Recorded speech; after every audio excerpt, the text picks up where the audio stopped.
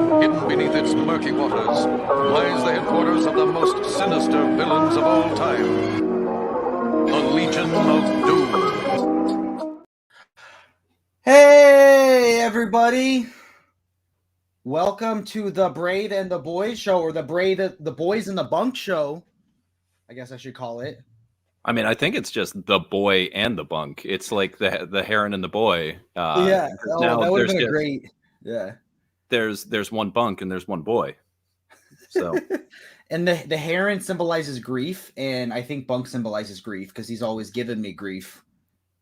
By the way, since a fifth of Jack is here, if he's still on, I cracked 4 set boosters of New Ixalan, and all that I have to show for it are some alt art dinos that are worthless. But get them off the stream. But dinos. My regular sealed draft boosters that I did, I pulled Roaming Throne, I pulled Sovereign Okinek, I pulled Skullspore Nexus. So yeah, I'm glad that they're doing away with draft boosters at this point. So get them out of here. Get them out of here. Play boosters from here on out. Strong with the hot takes. You don't even use the Brave and the Boys mug when you're on our show. Get them off the show. All right. Well, thanks, guys. I've been Bunk. You guys have been amazing, and I'll catch you next time. Okay, so here's my question. I did a stream. I did Batter Days last week, and Jess starts the show himself and then leads on the guest. Do you like that better, or do you like joining from the start? What's your philosophy? I have no opinions. Much like Turtles, like I'm here to have a good time with the host. So if the host wants to start things off and then bring me in, although when I do it, like I'm sitting there with him. He does his his dog mask. I grabbed my copy of Fell and I did that. And just covered with that. Oh, what's that? Oh, there's a sketch on it. Oh, it's interesting. Is that someone related to the book, or did one of your kids doodle on your comic books? Oh, it's some Ben Temple Smith guy that was the artist on it. I thought he only drew cat assholes. No, he also writes things like this on my books. Not on the mouth. You and Ben Temple Smith, you crazy kids. Yeah, we get into some hijinks. But I like how I teased that you had a crazy night, but I couldn't say anything. And then when you told like a good version of the story, you were like, I just had dinner. And Jess it's like, what? Jake said it was a crazy night. He's telling me lies. He's spinning me yarns. And I was like, I feel like that made me look bad, you know? I started that way, and then by the way, I'm going on an airplane real quick, so that way, perfect. I want to make sure that the bunk and the boy have all of my attention. Dude, I don't know if you have all of my attention. I think I'm still on the clock for 30 minutes. I mean, that just makes you a professional streamer. Yeah. But no, when I filled it in and I told them the rest of it, he was like, wow, that was amazing. So yeah, I started off and I was like, yeah, I had dinner with Dan Didio and it was very weird. Yeah. What's up, Edward Beasley? How's it going, man? We got James with the Santa hat, which is perfect because one of the books we're going to talk about is Klaus. So what I want to say first about this is I feel like as fellow collectors, we're supposed to wingman each other. And after I listened to Bunk's crazy night story and the phone call had ended, I thought, wait a minute. He'll be my wingman. He'll hype up Klaus. So I'll say it's a must read. He'll say it's a must read, and my wife will let me get it. So I call him back. What time is this for you? Oh, it was like 2 a.m. 2 a.m. You're calling HR because of you streaming on the clock, or because of the button I undid on the top of my shirt? Gotta give people what they want. I think he's calling HR that there aren't more buttons undone. That's an HR violation to deny the people the goods. We joke that our company's HR department is a paper shredder.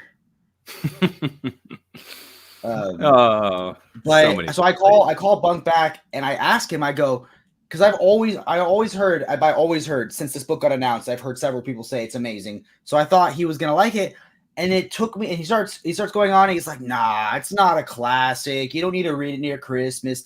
And then I remembered, you don't like Grant Morrison. You don't think they are a very good writer, right? I have never said that. I have. It's. I think of Grant Morrison All bald writers. Hashtag all bald writers. No, I think of Grant Morrison like a lot of people think of cilantro, where it's just like there's something in my brain where he doesn't click for me. And, I know that other people like it, and I don't want to yuck their yum. It just doesn't work for me. I'm not out here trying like Grant Morrison is a shit writer. Like, get him off the stage. It's just more like, I try, man. I try so many times, and just that's not my scene. I don't know if we ever talked about your thoughts on Animal Man.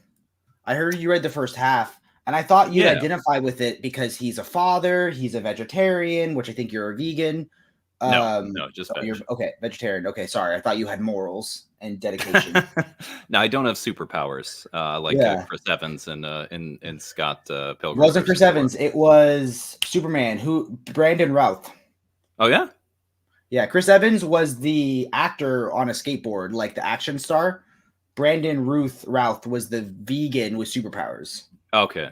Yeah, I haven't seen the movie in like 10 years, but I finally got around to reading the comic thanks to Brave Boy Jordan's video. I was like, you know what? Yeah. I've never you tried actually to correct him and he corrected you, so you needed to see if he was wrong. I mean, to be fair, I did not actually watch the video. I just listened while I was going on my run, so I didn't actually get to see like the panel, which presumably he put up, which said that. And so I was just trying to be supportive and just throw something fun in there. And then he double actually'd me back, and I was like, all right, well, guess I got to read it now. So, thoughts on Animal Man? So there are definitely some moments where like I get why people like it. I thought that what is it? Coyote Gospel? Yeah. I thought it was a clever idea.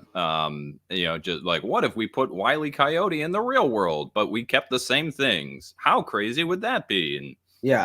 And like it's more than that though. He's Jesus Christ. He died. He is a martyr. There's so much, because like cartoon worlds are terrible and crazy, and they're forced to be tormented endlessly in the same way our comic book characters are forced to be tormented endlessly. It's like another plane of existence, and he decides to be Jesus Christ. So it's not Wile E. Coyote in the DC universe. It's a Christ-like figure dying as a martyr.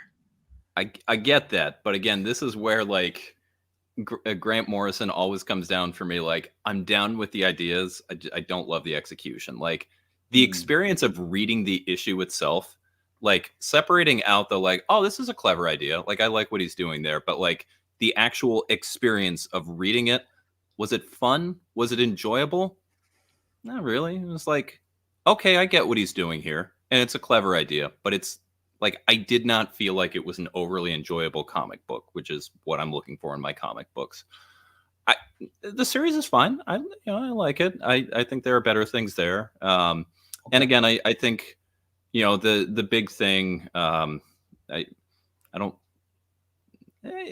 think Animal Man's probably safe to spoil, but I won't do it. But my God, you're looking at me, aren't you? The classic panel, like they're all very clever ideas. But when I read Grant Morrison, I don't feel like those ideas lead to a more enjoyable book. It's like, I like the ideas that Morrison puts out. I don't like the experience of reading a Morrison book. Do you think that some of the impact of the meta-ness of it has been lessened over time as we've gotten more like kind of an oversaturation with like meta characters? Because like do you think it's like I remember maybe this is a hot take. I remember in taking a films class for the first time and watching older movies and having to reconcile with the fact that these things were groundbreaking for their time, and I have to try to like put myself in the mindset of that time instead of like these things like one of them was like The Good, the Bad, and the Ugly, where you hear that Western song, or 2001: A Space Odyssey, you hear that like that sci-fi song. Like I've heard those songs in so many different things, but you forget that at one point it was groundbreaking, you know? Yeah, and I think that's definitely, part of it. Like you to your point about film, like no one's watching The Great Train Robbery in 2023 and going, "My God, I was right there in the moment. I thought I was going to be shot when the man turned the gun towards me." And it's the same way that like I've heard of modern readers reading Watchmen for the first time and being like, "I don't know, man. Like it's a gritty comic. Ooh, everything is. Oh, you're deconstructing the superhero genre. I haven't spent the last 30 years reading deconstructions of it." Like, so I mean, there's certainly something to be said about that, where it's like Deadpool plays off the breaking the fourth wall and self-awareness like every 3 pages at this point. Hashtag Ambush Bug did it first. R.I.P. Keith Giffen. Edward brings up a good point. I thought Klaus was the most generic, basic comic book for Morrison, though. I think that's the stuff that usually bothers people about Morrison wasn't present in Klaus. Yeah, there was no deconstruction of the superhero myth. You know what I mean? There was no There was the deconstruction of the Santa myth, though. That is true. Like, but there wasn't take it for granted that Santa is there. How did he get there? What? Yeah, like I don't know. How did it start? Also, by the way, I got to back up real quick. Fifth of Jack. He said, "That's the story of my set booster box. Best pull was 1 Cavern of Souls." Real quick, I just got 1 Cavern of Souls. I'm gonna pull up Card Kingdom right now, one of the main Magic marketplaces. That's Cavern of Souls. Oh, I only got 1 Cavern of Souls, which is, even with this most recent reprint, $43 for 1 card. And that's like not graded. That's just like by itself.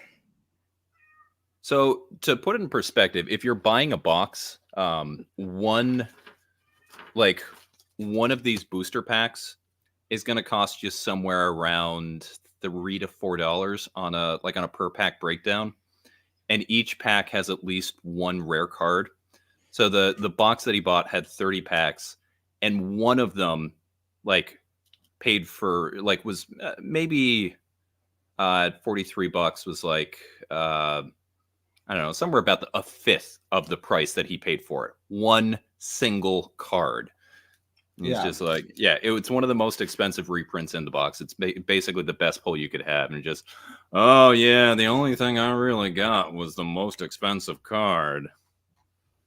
In the background, I was trying to figure out my cats were freaking out, and it's because my wife just got home. But so I'm glad it's a good thing and not a bad thing that they were freaking out. Good evening, friend. What's up, fellow lobster? So you're a lobster too? And in OmniDog's Discord, I'm a usurper to the lobster throne. There's a long time back, someone made a joke about so on Discord, Elon goes as a lobster hybrid, and someone made some kind of joke about until a bigger lobster comes and usurps your throne. And so that's like a one-off joke. I changed my name to A Bigger Lobster, and I was like, "I'm here. What up?" And then can I change my name to an even bigger blue lobster, because blue lobsters are super rare? I mean, you could be the biggest blue lobster. It's your show, man. Change it up.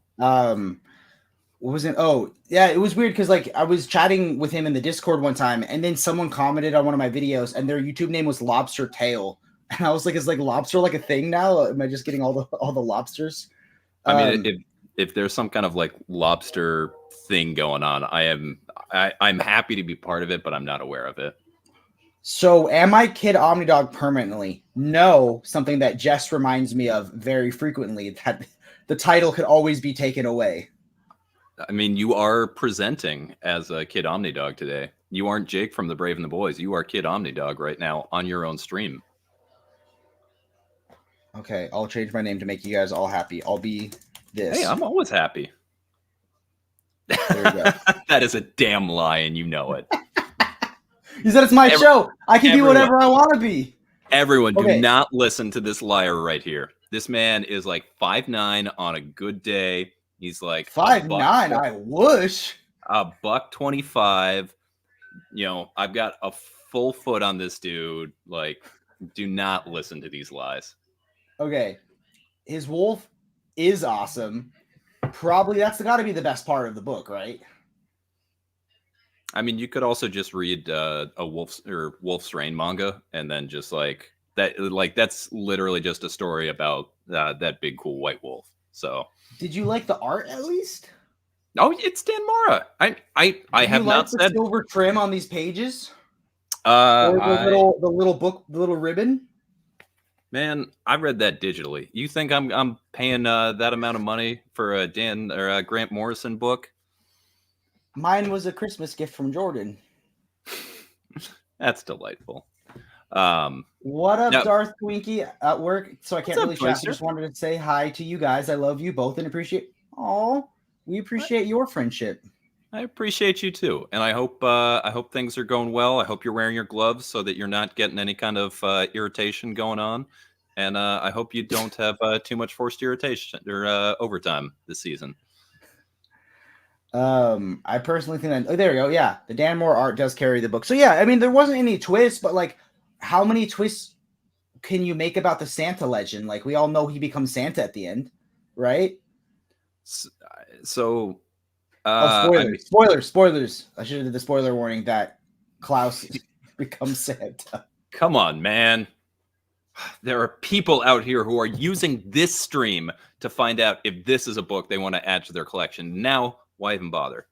Wow, this is the first official time Brave and the Boys is going live on Twitch. So, and I'm glad that this person wants to make me famous. Hold on, we need to look at this. A yawning colon is sorry for bothering us, and they want to offer promotion of your channel, viewers, followers, views, chatbots, etc. Price is lower. I mean, streamrise.ru, like that's nothing about that sounds suspicious. Yeah. Also, I like that they're sliding it in like live during it. It's not even like messaging. That's a shot through the heart if I've ever seen one. You can be the bigger bunk, but you're not the bunk master. There can only be one. Speaking of bunk, did you ever get the package I shipped you? I mean, are we gonna do recent hauls? Okay, so we can't play with you, but we can play guess what this is. I want to say though, this bat was drawn by Bat Daddy David. I was gonna say that's a David Batman if ever I saw one. And he sends me selfies now. This is the service. I've never had this done by cheap graphic novels, by in-stock trades, by Amazon, Target, anything else.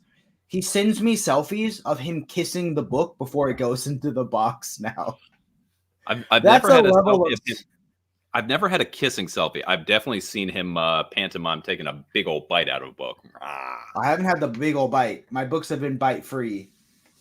Okay, let's see how many questions it can be. So what's your first question about this book? Let's see if you can guess it. Okay. Is this a DC book? First off, I am not a monolith. I read other companies. Okay, so it is. Okay, cool. It is not a DC book. Not a DC book. Is it though? Is it though? If I was truly a DC fan, I would have been on the Evergreen stream. Okay. So is this material, I'm guessing if it's not DC, it's probably not, but is this material that you owned previously in a different format that you have upgraded? Wow, that is an attack also on my character. This is like, do you mean like, is this a double dip or is this a continuation of a series? Is this a double dip? Do you own this material? I do not own this material in anything else. Okay. Can you hold the book up one more time so I can see the can I get it like a flat, like so I can see? Okay. Yeah. So that looks too thin to be omnibus packaging. So that might be true. That might not be true.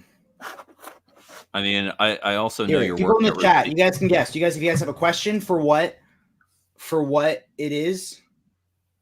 Oh my gosh.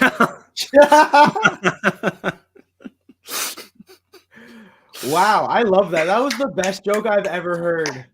All right, so we're only going to go down from there. So once again, guys, I've been BunkmastaB. You can find me at my channel, BunkmastaB, on comics.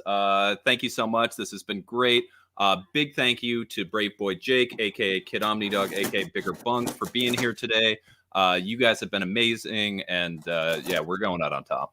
Okay, if anyone in the chat has a question or has a guess on what book this is, feel free to help out. You can pool the audience. Jake buying the Sandman Helmet Edition was criminal when he already had both the Omnis and the Absolutes. Yeah, I'm gonna say it's not anymore Sandman. No. I'm trying to think of what like the recent releases have been for non-DC. I mean, it's gonna be mainstream, you know that. Well, I mean, so you know what? I'm going straight to OPB's YouTube channel and just seeing what their recent screenshots have been for weekly releases.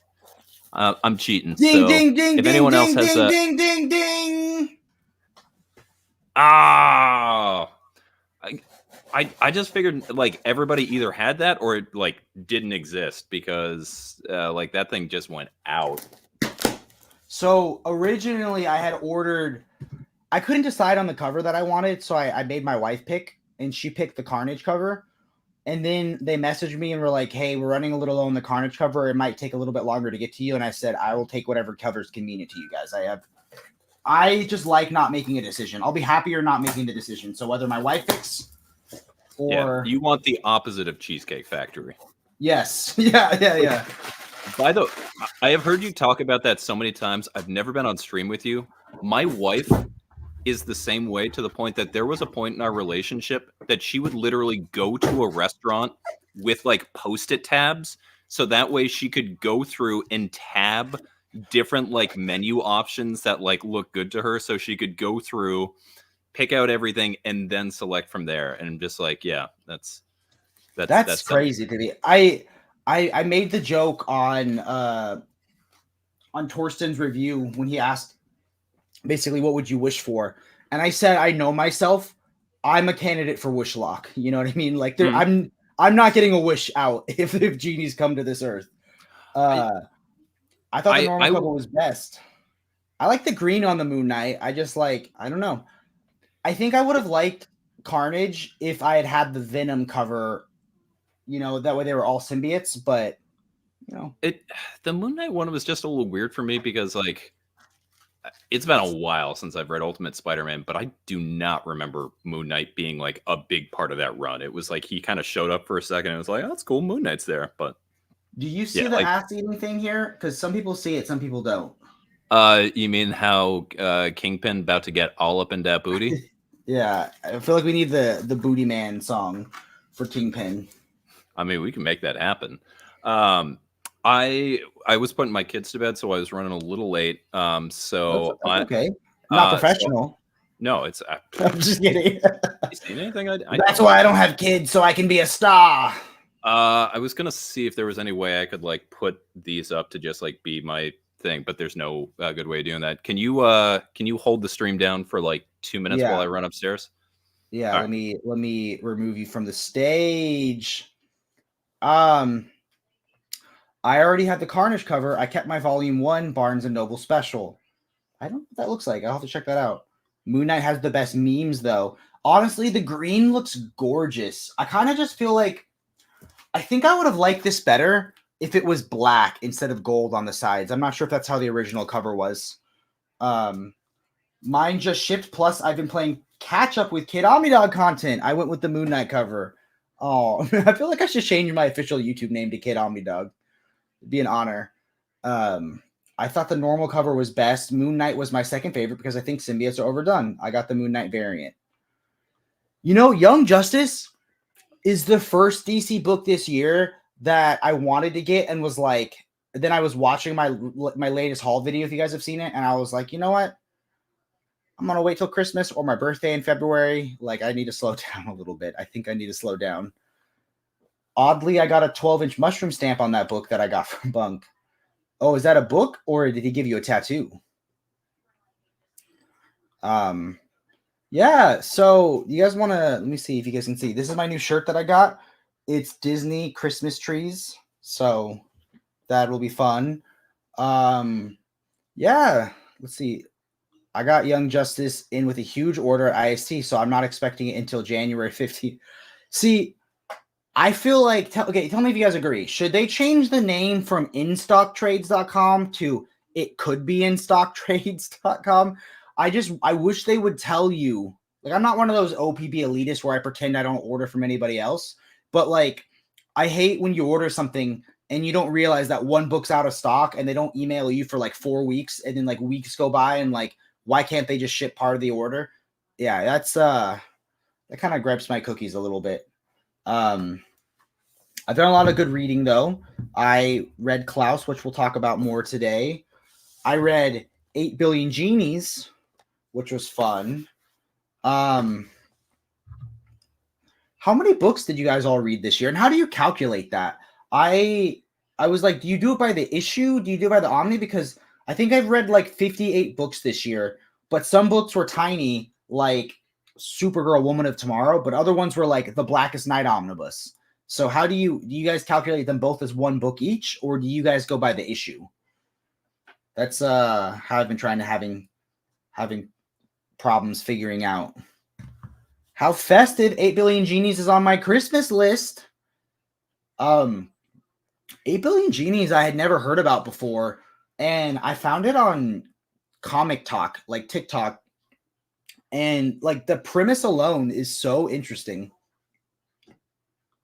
You count by format, so like you read, so if it's like a book, an issue, like an Omni, or is it you read 150 Omnis? I go to buy the Omni, but I don't count because I read every night. I'm reading more now. I don't know if I've kind of told you guys some updates, but I recently got on like the cusp of a promotion. Oh my God. Why wasn't he waving? I waved. I did a thumbs up. I did all of those things. I was kind of just going into my own though. You were just so into like your talk about book counts, and I was just like, I didn't want to interrupt that. Filled with holiday spirits. Oh, I am. The spirit of the season is coursing through my veins right now. That's what the kids are calling it nowadays. Would you went to go grab your haul? Yeah. So most of my recent haul, I have not picked up a new book in a while because so much of my money recently has been going to original comic art. But I did just get this beautiful book in the mail. Oh gosh. This is Absolute Justice. Looking actually like pretty nice. Was I too hard on the quality? You were not. Okay. And especially because like before I did some cosmetic work on it. Yeah. So you can see like it looks different than it was originally sent here, and I still need to do a few more things, but like, I mean, it's. Does the library sticker stay on? No. Well, I mean, first off, I love the fact that it was from Cleveland Public Library. So like, what? Yeah, man. Like, oh my gosh, what are the chances? Yeah, so like this went to like Cleveland to like somewhere else, then like got sold to you in California, and then it just like came back to me here. Okay, hold on. Do you want me to grab a Santa hat or reindeer ear antlers? You guys can pick. I can be an elf, I can be a reindeer, or I can be a Santa. Can you be a Krampus? I don't have a Krampus. You guys want a Santa hat? Okay. I will exit the stream for 1 second. If I remove from the stage, you still stay on, right? Oh, I have no idea how StreamYard works. All right. Yeah. So if you guys have watched Shake's stuff before, you've probably heard the ongoing travails of him getting a copy of Absolute Justice, which was one of his whales. This was one that he got. and it was in bad shape. Like I said, I've done a little bit of cosmetic touch up here. So the slipcases are not even the slipcase, sorry, just the because this was pre like absolute slipcases. This just has just French flaps. It's got the dust cover. So I did some work on that. It was like there was dirt trapped in it, like in the protective sleeve that goes over it, like in all library books. Like there was literal dirt and grime that was stuck up and in there. So and it wasn't just regular dirt; it was Cleveland dirt. Get out of here with that. That's the best dirt in the world, outside of Vermont, which is the best dirt. I mean, like you can see, like there's some ripping, but like even just the book itself, like I'm not a big condition snob. It does not smell like tobacco. It smells fine, honestly. It's because I hit it with some dryer sheets for a few weeks. You little cough. You can do some water after that. No, that's just life with kids at this time. The one that was the roughest in terms of tobacco smell was my Dark Victory. My Dark Victory smelled like it came out of a friggin' like billiards club. But yeah, the biggest thing is the fact that like the block itself is starting to come off. So you can see like that's going to need some glue. You can see the pages over here. They don't line up in a nice little swerve. So again, he's coughing because that's how much dirt and grime is in the absolute justice. Okay, but overall, are you happy that you have it? Oh, dude, I'm thrilled about this. Like, I so appreciate this. I wanted to like, I was gonna come on and like do a thing where like I thought we were going to do recent hauls, and I was like, yeah. I put in this order, and I must have forgotten about it, but like I got this brand new copy of Absolute Justice coming here. And look how bad the books look from in stock trades. That's why everyone needs to use organic price books. Buying 1 or 3 books save $2. But what if you're buying 4 or more? You can save 5% with the code Braveboyssit. But yeah, if we're continuing what up, Clint? We talked basically. We've surmised that it doesn't have a lot of Grant Morrison twists, and we like it for the Dan Moore art, but we haven't hit it too deep. Oh, let's solo layout you for that art. All right. Are these pickups from the convention you went to? So some of these, so these right here I had before. This is I bought this Jedi stuff. Nice. Yeah, so this is from Mace Windu. So my mom just texted me. My mom just texted me and said that my co-host needs to stop coughing. Yeah, I remember. That's not me criticizing him like I do my other co-host. That's me making a joke about how my mom said, right there. So proud of your stream, but you need to mute your mic when you cough. It was just such a mom text. Yeah, I that was back when it was just you and Jordan. I can't remember. You might have started having like other special guests in, but that was like that when you guys were still like a live stream channel. I have read the first trade paperback years ago. I only remember like the first issue, and for me it was weird because I had read the Ed Brubaker, I had read the Bride Michael Bendis Omnis, and then I read the first Mark Waid trade paperback, and there's a lot that happens in between that. There's a huge cliffhanger that the Bride Michael Bendis ends on, and I was like, what? I feel like I was missing something. Yeah, the Brubaker run is basically just the second part of it does have a slipcase because mine has a slipcase. No. Cool. Let me show you mine. Hold on, let's compare it to mine. All right, let's do it.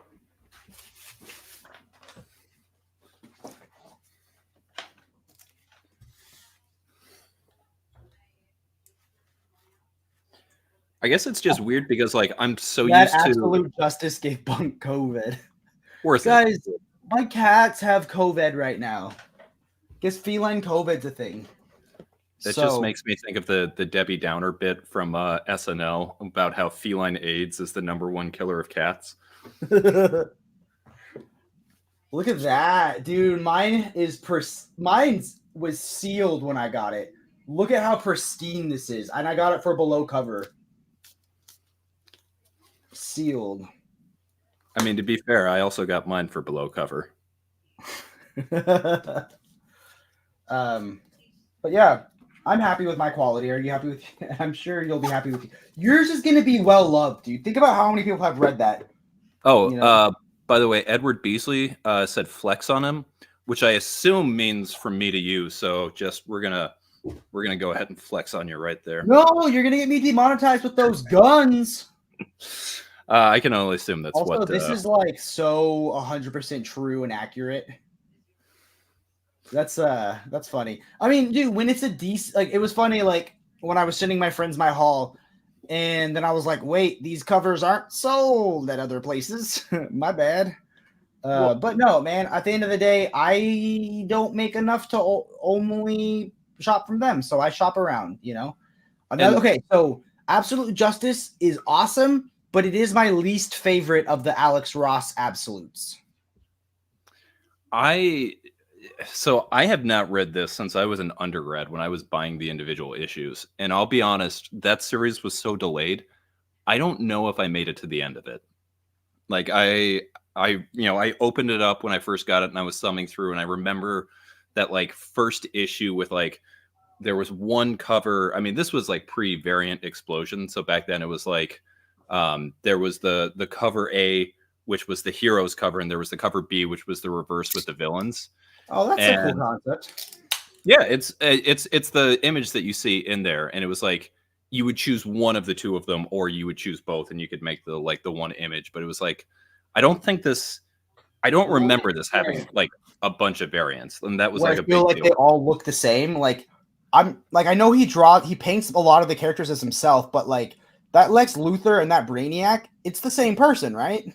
Yeah, no, it's different. Oh, I mean, their lips. Dude, it's not even about the sticker. Why does my color look more vivid than yours? Like, is yours washed out? Like, has it been bleached by the sun? No, I think it's just my lighting. Okay. Yeah, I film in my basement where I do not have outlets on this side of the room, and so I only have one like overhead light that's like shining down. So I need to get this rewired. Give it back to the Cleveland Library. Is there like a whole? Because that's not the first time I've gotten a book stolen from a library. Is there just a ring of thieves who check out expensive books? It is 100% not stolen. So it's a withdrawn item. So I don't know if it'll pick it up, but you can see. Oh my gosh, libraries! Bro, that is a beat to hell book. Libraries all the time will move things in and out of circulation. And so like I have a whole bunch of stuff. Like literally, I did not pick up the Batman the Animated Series omnibus because I already had that material in like fat trades. All of those came from our local library when they got withdrawn. That's so cool. Does it also include does it go up to the Batman and Robin adventures, or is it just the Batman stuff? No, it's the 1, 2, 3, and 4. So let me grab the last one. Kingdom Come. That's the deluxe edition that's supposed to come out, right? Kingdom Come. Sorry, there's another one I was thinking about. Yeah, Kingdom Come is really good, but it is not my favorite. My favorite is Justice League: World's Greatest Superheroes, which is coming back next year, and you guys might see me talk about on an upcoming video. So I was wrong, actually. So the last volume I had was an Ollie's one, but it's issues 26 through 38, holiday special, Batman Adventures Annual 2. So no like Batman and Robin stuff right there. Let Ross cook. Don't shame him for self-insert. No, it's okay to self-insert yourself a little bit. Like Quentin Tarantino, he's tastefully cameos in his own movies, but Quentin Tarantino doesn't cameo as every character in his movies. You know what I mean? I mean, in Dusk Till Dawn, he's not cameoing. He is a straight-up character in that. Yeah. And he wrote himself to get a lap dance from... with the alcohol pouring down the feet. Like, what a king.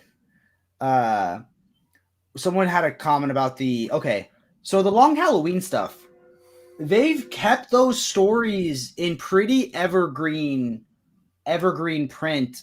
So I was thinking, I feel like it makes sense for a fat compendium, and then maybe we go back to the absolutes, because I think that Like logically, that makes sense to me because we just got the deluxes, which I don't know if you saw my stream with Omni. That was like they have the worst names ever. Have you seen the names of those books?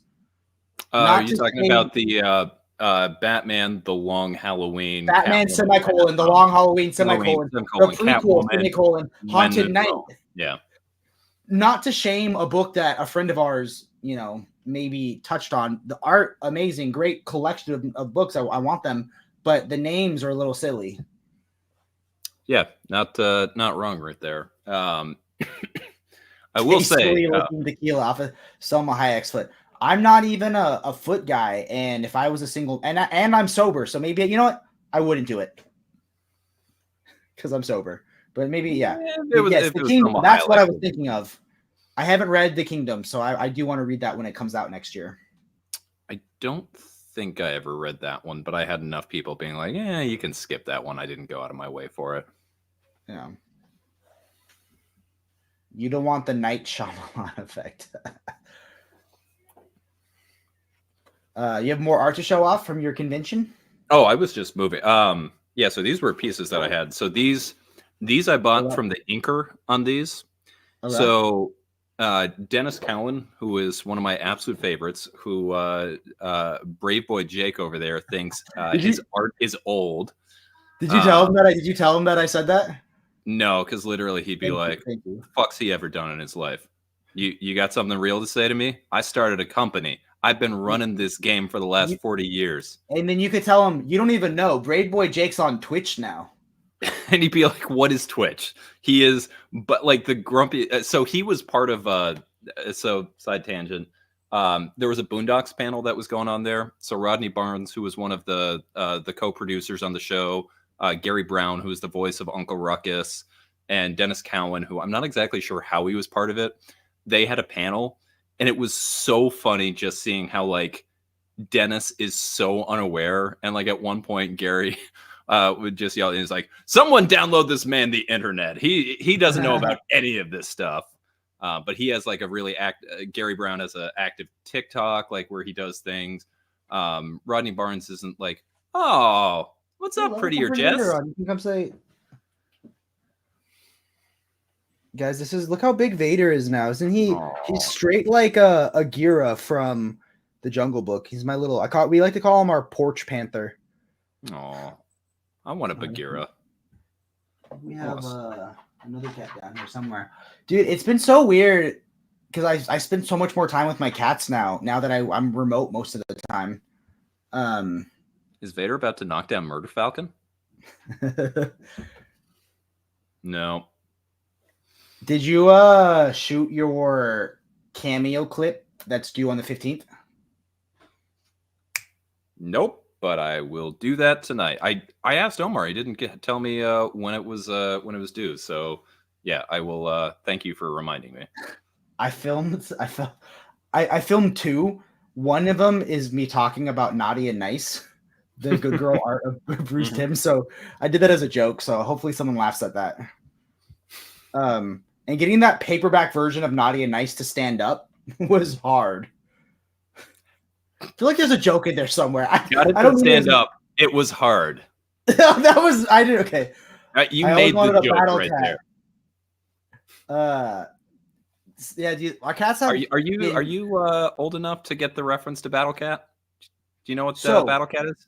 I know cartoons much. Oh yeah, because you had Boomerang. That's right. I was Boomerang. Yeah, and dude, the other day I went on this YouTube rabbit hole where I found like 4 hours uncut of Boomerang, where it had not just the Boomerang episodes, it had the commercials and the little animation shorts that would go in between them. And they were in the depths of my psyche. These things would come on I haven't seen in like 15 years, and I was reciting them word for word for word. And it was just, it was awesome. Yeah, that for me would be like, so I grew up like we just had antenna TV. Like we didn't pay for anything. So for many years I grew up with a lot of PBS, and there was one like local channel that we had that like showed like Wacky Racers and like G.I. Joe and stuff like that. And I because that was where like the actual cartoons were, that was the one that I would watch all the time. And I like so remember the commercials from that, including the picture Bible. Does anybody here remember the picture Bible? It's not that action Bible that you're thinking of. It's this like 90-year-old dude. It's like, these the kids. Picture Bible, is that the origin of Christ for Arms? No. It's just literally like a comic book version of the Bible, but it's like a 90-year-old man like doing a hard sell. It's like, these kids are reading the Bible and really enjoying it. Imagine kids enjoying the Bible. Wow, this is great. Speaking of kids enjoying the Bible, when do I get to hear which McDonald's land character your wife is? Yo, let's do this thing. All right, because I mean, we had strict topics coming in, and we've only barely touched on Klaus, which I think is the unofficial third topic. Like, that's the one that, like, if we get to it, we get to it. But you know, we have McDonald's, we have Smash Mains to get to. So yeah, let's get to the heart of this. And I'm all right. Not me casually scrolling back through our private messages to try to find a picture of Christ for Arms. Which, by the way, I am so disappointed with Chat GPT's. Okay. Has anyone here seen what Christ for Arms is? Should I show up? Would Christ for Arms get me demonetized? I am not. I'd need to be monetized to know what gets you demonetized, so I'm not the person to ask there. Guys, this is the world famous Christ for Arms. Does it let me zoom in at all? Nope, because Discord sucks. Yeah, so we went through this game where we were trying to figure out like what he would be as a commander. And well, so first it was just a regular magic card, and he was this crappy little nothing. And then you said like as a commander, so he was a legendary creature, and he was a 5-mana mono white commander with abilities that made like no sense and were unplayable. It just like floppy. It was bad. Like Chachi and like I'd want this. People joke that VeggieTales isn't that cool, but like Larry Boy was Batman. Also, like the pirates that don't do very much is just like a hilarious concept. No, they don't do anything. Pirates who don't do anything. Sorry. Did anyone else here watch Bible Man? Can't say I have. He was like Batman, but he had a yellow lightsaber. I'm gonna pull up a photo of Bible Man. So he was Ray before Ray? This is Bible Man, dude. He was like a millionaire. He had like a cave. I want the Bible Man omnibus. Look at that. Yo, that's sick, right? Dude, that's ChatGPT designs a superhero. Oh my god, Bible Man versus Larry Boy. Top 10 battles we needed to see. Yeah, that was just like the it's funny because like I liked these things as a kid because I was religious as a kid, and like you don't realize how poor quality they are.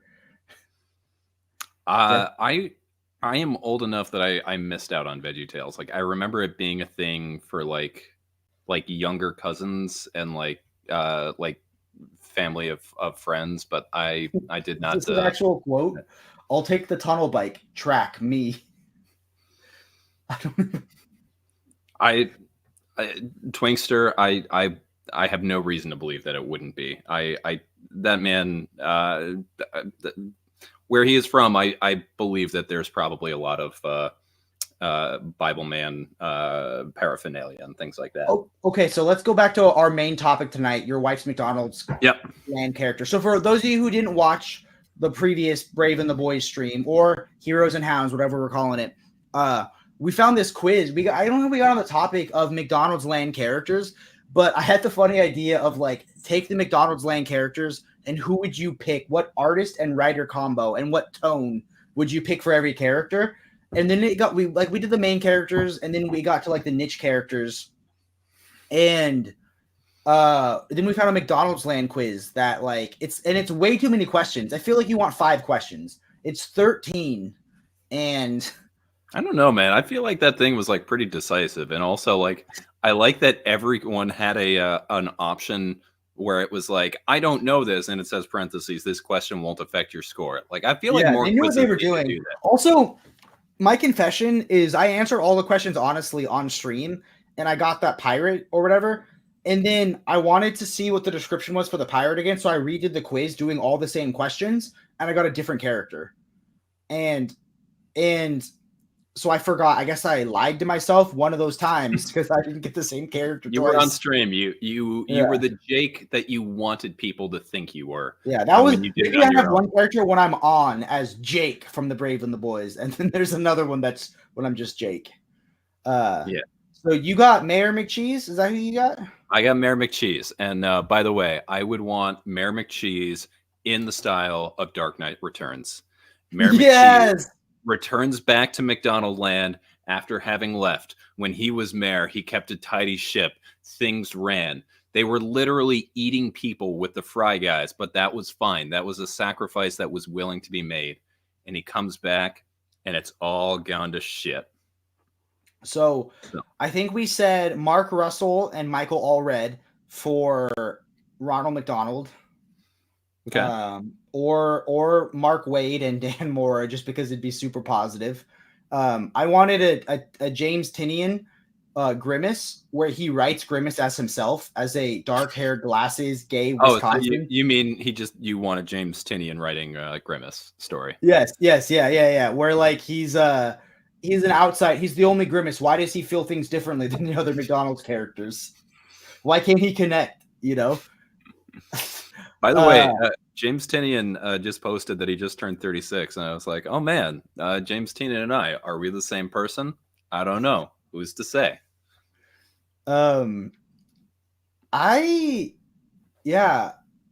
love the cover of Nice House on the Lake where it's just him in a towel. You know what I mean? Like he worked through some issues.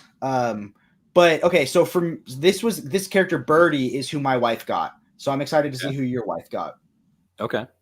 Do you want me to just straight tell you? Do you want to get? I mean, you know, like nothing about my wife, but do you want to guess? Like, how do we want to play this? Do we want to let the chat, guess what? You guys don't know my wife either, but like, did it fit her? I feel like honestly, of the ones that we read. Because Omnidog was like super into his. He was like, "Oh, this bit me so well." Like I'm funny because when he explained it on the stream with you, he added things that wasn't in his description. He was like, he sells out of print books for more money, but not enough money to where he's a jerk. Enough money to where he can pay for medical insurance. Yeah. He added a couple things, but there were some accuracies. When I got Mayor McCheese, I was like, yeah, it's not bad. I mean, like. The whole thing about those is like they make it like kind of vague enough that there's going to be things that'll fit with everyone. Yeah. But yeah, I was like, no, that's not bad with Mayor McCheese. Fry Guy was my character of that's who Nightmite would be. Yeah, which I mean that's completely fair. Do you remember the old McDonald's video game McKids? No. So was that the one where I think BJ was talking about it in the Jabronis chat, but I it was before my time. Yeah, it was. We had little tiny handheld video game things that were like you'd play like a game, but it was like not even a real electronic. Okay. Yeah, we had Tiger Electronics. Those things were amazing, but yeah. So McDonald's came out with this game called McKids, and it was an actual NES game, and it was like, I think it was basically a reskin of the NES Wizard of Oz game, but it was like everything with McDonald's stuff, and it was like a game that you could play, and it was like, I mean, Domino's had a game back then, Void the Noid. There was a lot of stuff that was there. It is. I don't think this is accurate, but I remember as a kid playing a Game Boy Color game as the Gecko. No, that was just Gex. Is Gex related to the Geico Gecko? No, they pull up a picture of Gex, and you'll see why you have. Okay, you can tell I'm better at streaming now because I remove the window as I Google search. Because so we're not saying like Gex Rule 34, like we're not going through the search history of all. I made the mistake of Gex and Pepperan.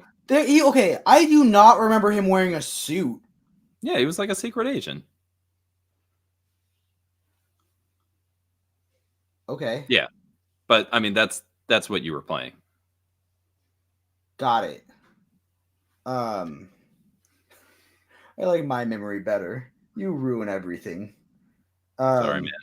Okay, so does your wife fit the McDonald's Land character? Even a little bit? Yeah.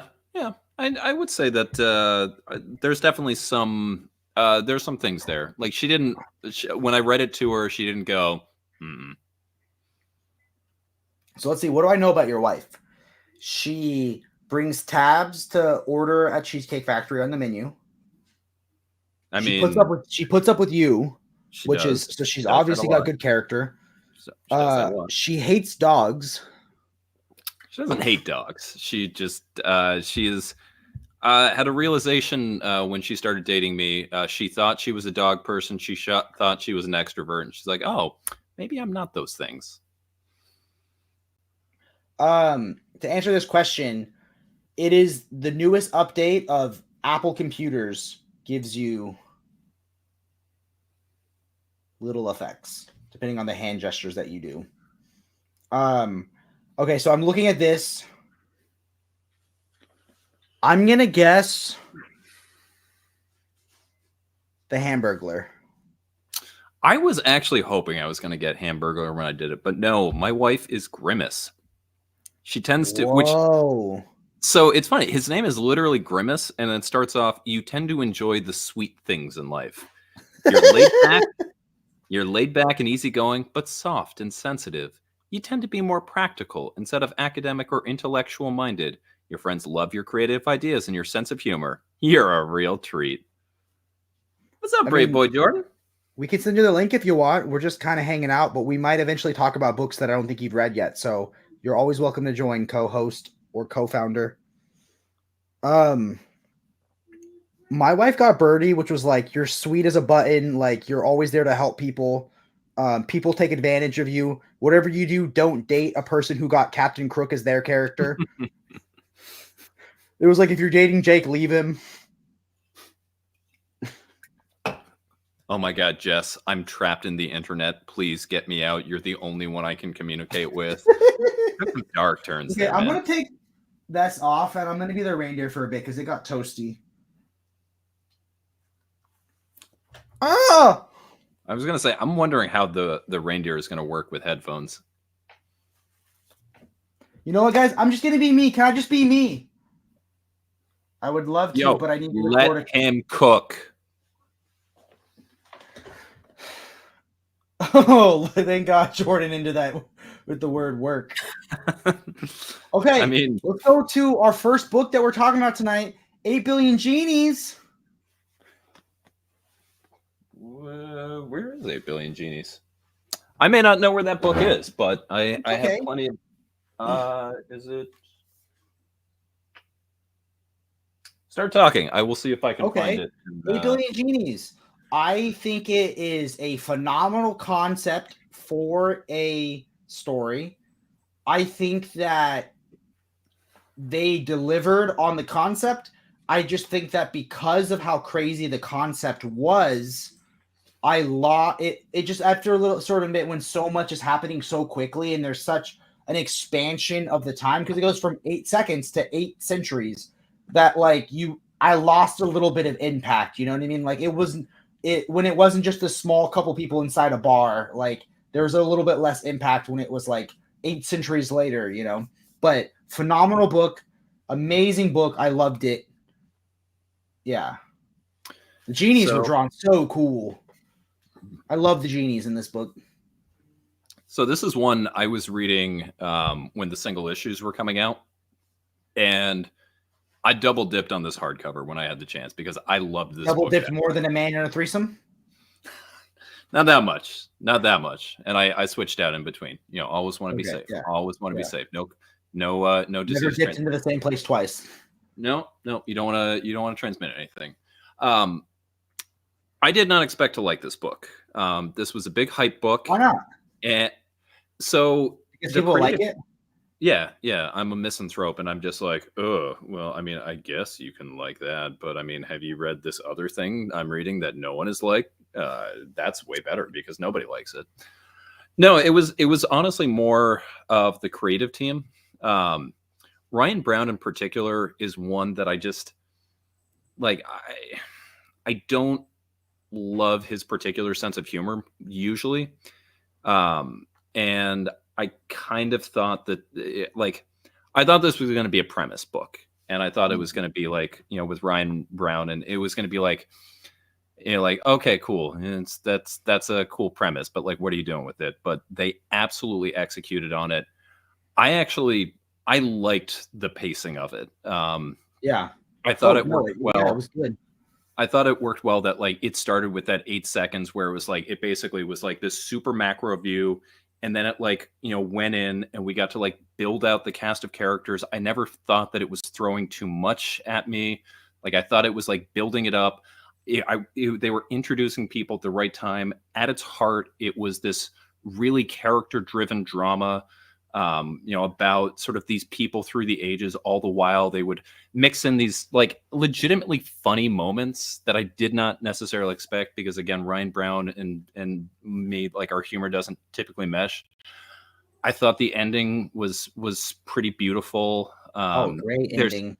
I guarantee you there's going to be some people who read that and go like, put that down. Like, well, what are they, you know, preachy book. But I thought just like on its surface, like everything even leading up to that, you know, I don't want to give this away. I highly suggest people check this out. I thought this was beautiful. I liked it way more than I thought I was going to. And this is absolutely one of my top books of the year. I am bummed that I read it so late in the year. It was on my collection, like my bookshelf, since like I think I got it like the day it came out in the deluxe, and I didn't read it until a few days ago. And like it was good. I loved every moment when someone would be like, "Why did I wish for this?" Like they come up and like I think my favorite was, "Why did I want to be one with the sea?" Yeah, the sea monster. That was exactly the thing that I was thinking of. I loved the concept that the genies could take into account intention. You know, like I love that. Yeah, I was already flipping through when you were talking about that kind of thing. So this was the question posed by a friend of ours, literature and pictures. There's a concept in the book, maybe it's a spoiler to say, but there's a concept for indecisive people, and that would be me. I think that I would think of some great wishes off the bat, but I can't even order at Cheesecake Factory. I really don't think I could I don't think I could get a wish, you know? Like, I don't think I could. How do you commit to just one, you know? I think for me, it would be one of those. It was fantastic having you. Thank you so much, friend. Later, man. For me, it would be one of those things that like I would hold until I absolutely needed it. Like, I would like to think that I don't think that I'd necessarily be wish locked, but it'd be one of those things. It's like, I'm going to keep this until I need to like protect my family, you know, provide for my family, do something like that. So, and I mean, like, I disagree. I think I know what Bunk would wish for. He would wish for actual guns on his arms. He says all these things. He pontificates for 15 minutes about how all he wants to do is provide for his family and protect for his family. And then he walks out of the room and he comes back in and his biceps are literal machine guns. And he goes, "I don't know why I thought this was going to be different." Yeah. And then like the first time I do it, you know, I just go up to flex. Yeah. And then suddenly it's like, boom, boom, boom, boom. And they all just like, all these like guns flop on out. I think I would wish for a fifth of Jack to never be satisfied by his Magic the Gathering pulls. I mean, if you're pulling a Cavern of Souls and you are saying, "Oh, I only got a Cavern of Souls," I think you don't need to wish for that. That's already happening. I thought the ending tied things together beautifully. I'm trying to think. I think my favorite part of it was like, I don't want to say anything with spoilers, but I love how there was like eras or phases. You know, I thought that was pretty cool. Like but no, I don't think we want to say anything more. Really good book. I think my favorite part of it though was reading the Google Doc shared between them as they were trying to decide if the thing was feasible. So basically, let me see if I can pull it up for you. So it says they talk about how at the time it was going to be 7 billion genies, and you flip past that, and basically they start writing ideas down, and you get to see like how many cool ideas they thought of off the bat, and that was really fun because like I think we've talked before about one of the reasons, like you don't need a full comic book script, but you like seeing a little bit of the script to see the shorthand between the writer and the artist. And I think that was a great way to show that, you know, to show the way they communicated to each other. Because I had never read any of that pairing before. So I haven't read like curse words or anything like that. Yeah, that they had one idea of a Gifts of the Magi situation that I don't remember them use. I don't think they used, but that would have been kind of funny. So because I read this in single issues, I did not know that existed, and now I'm excited to check this out. But not before I record my clip. Yeah. Or is it a Gift of the Magi situation? Let's see. Each issue could have a backup story of a single wish, i.e. a loving couple decides to make a wish for each other, but then one doesn't do it after the other does. Or it's a Gift of the Magi situation. Or we see how a bad wish goes good, or vice versa. It could be a fun way to build out the world. A little, employ other artists we like. We could even just invite people we like to make up their own stories. I thought that I don't know. I love them talk. I'd love seeing them talk to each other. I'd love to see like a series of one shots, or just like a mini series of like Tales of the Wishes or something like that. Where it just again they give the concept to their friends and like kind of give them the the rough groundwork, and then be like, tell a 22-page story, tell a 6-page story, whatever you want to do, like a Superman Red and Blue of 8 billion genies. That sounds as long awesome. as Grant Morrison isn't invited. I don't want to be anywhere that Grant Morrison is invited. Moving on, Klaus. So we're doing this, huh? We're not even talking about our Smash mains before we're talking Let's about do Klaus? Smash mains. Okay, what game are we doing for Smash mains? Because my game is the Switch one, which has probably too many characters. I have different ones for Melee. I don't like Brawl. Brawl was my least favorite. All right, so real quick, so that because we're talking to each other on this. So I don't even know how it came out. But Jake and Jess Jess talked about how he played Super Smash Bros with his daughter, I think. Right? Was that it? And I said, let me guess your character. Right. Yeah. And I think for anyone who's ever played Smash, like because the character roster is so big, your Smash main, I think it means something. And like there's like better than the McDonald's like Fry Guy chart, like your McDonald's Land characters. I think your Smash main is very telling. So I was like, yeah, because we know that Jess's is Link, who he does not consider. Did he consider Link a human? I mean, Link's a Hylian, but I don't. Yes, he didn't. And I think maybe because to him, I think Link would be an elf. Yeah, which he's a Hylian, but what? Yeah. Well, he's depending on which one, he's from the Kokiri Forest, and but then he was like brought there, and because he was raised there, but he wasn't born there, right? Right. Yeah. He which is why he leaves, and do the whole game. So I will say that I'm not very good at video games. Super Smash Bros. And I have perspective. I went to a tournament and I got destroyed. I am better than any regular Smash Bros. Player, but I get destroyed by a tournament player. So I am able to pick random and beat most regular people in Smash. So I have 2 to 3 Smash mains for different reasons or different play styles. Like the best part of my bachelor party, not my bachelor party stream, which you were a part of, was my 2 friends were super. One of them being Jordan, were super inebriated, and we were playing Smash. It was 3 of us.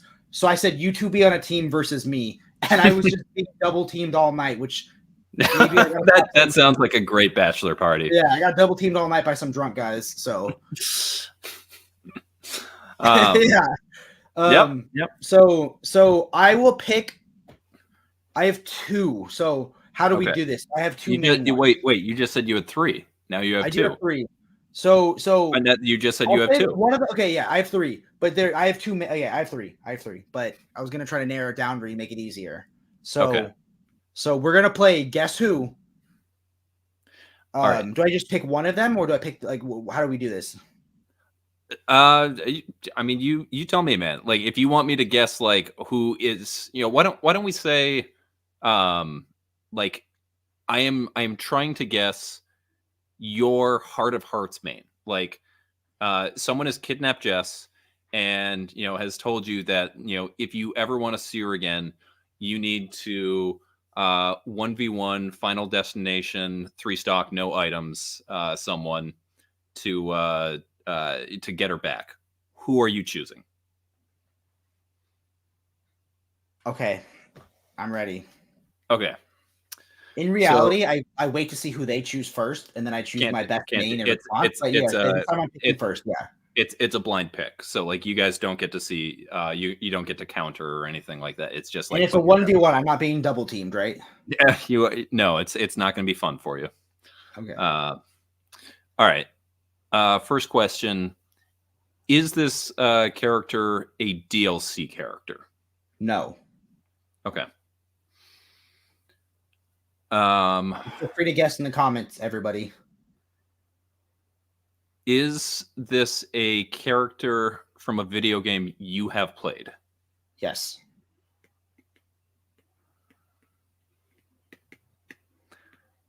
Would this character be considered high tier generally? That's hard to answer, I think.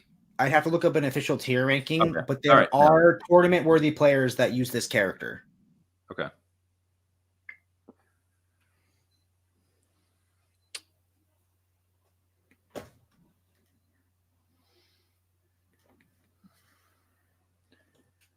Is your character a humanoid? No.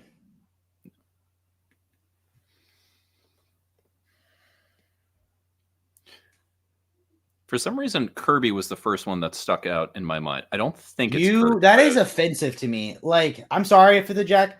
Kirby is who people play when they don't know how to play the game. They just they fly, and then they down B as like a boulder into someone. I mean, you're not wrong, but it's I didn't think you were doing that. It's just like you seemed like you're like a lovable ball of poof like that. I mean, I suppose I could have said Jigglypuff too, and Jigglypuff did have his time in the sun or her time in the sun in Melee. Jigglypuff in Melee was the only way I could unlock Final Destination, where you have to do that final mission where you battle against a Giga Bowser, Giga Donkey Kong, and like Ganondorf. I honestly think Jigglypuff's the only way to beat that, because you just use her down. That's what I did. That's what I did. You rest, and it was just, and because of that too, it was like if it didn't work, you would just get killed instantly. It was over. But if you I can just move on. It's not like one of those things where it's like I'm gonna take forever on a match and then lose and then be like, all right, now I gotta start. You know right away if it worked or not. Yep. First one, you always start with Giga Bowser because he's got the biggest hitbox. You try and do that, and then it's like if you are able to get Giga Bowser off, you're like, okay. Now I can actually. Please don't say get Giga Bowser off. That sounds you're gonna get us demonetized. I mean, there's no monetizing that after you've been double teamed all night. Fox, I don't think Fox has been good since Melee. I don't think Fox or Falco have been good since Melee. All right. Is your character from a Nintendo IP? Yes. Okay.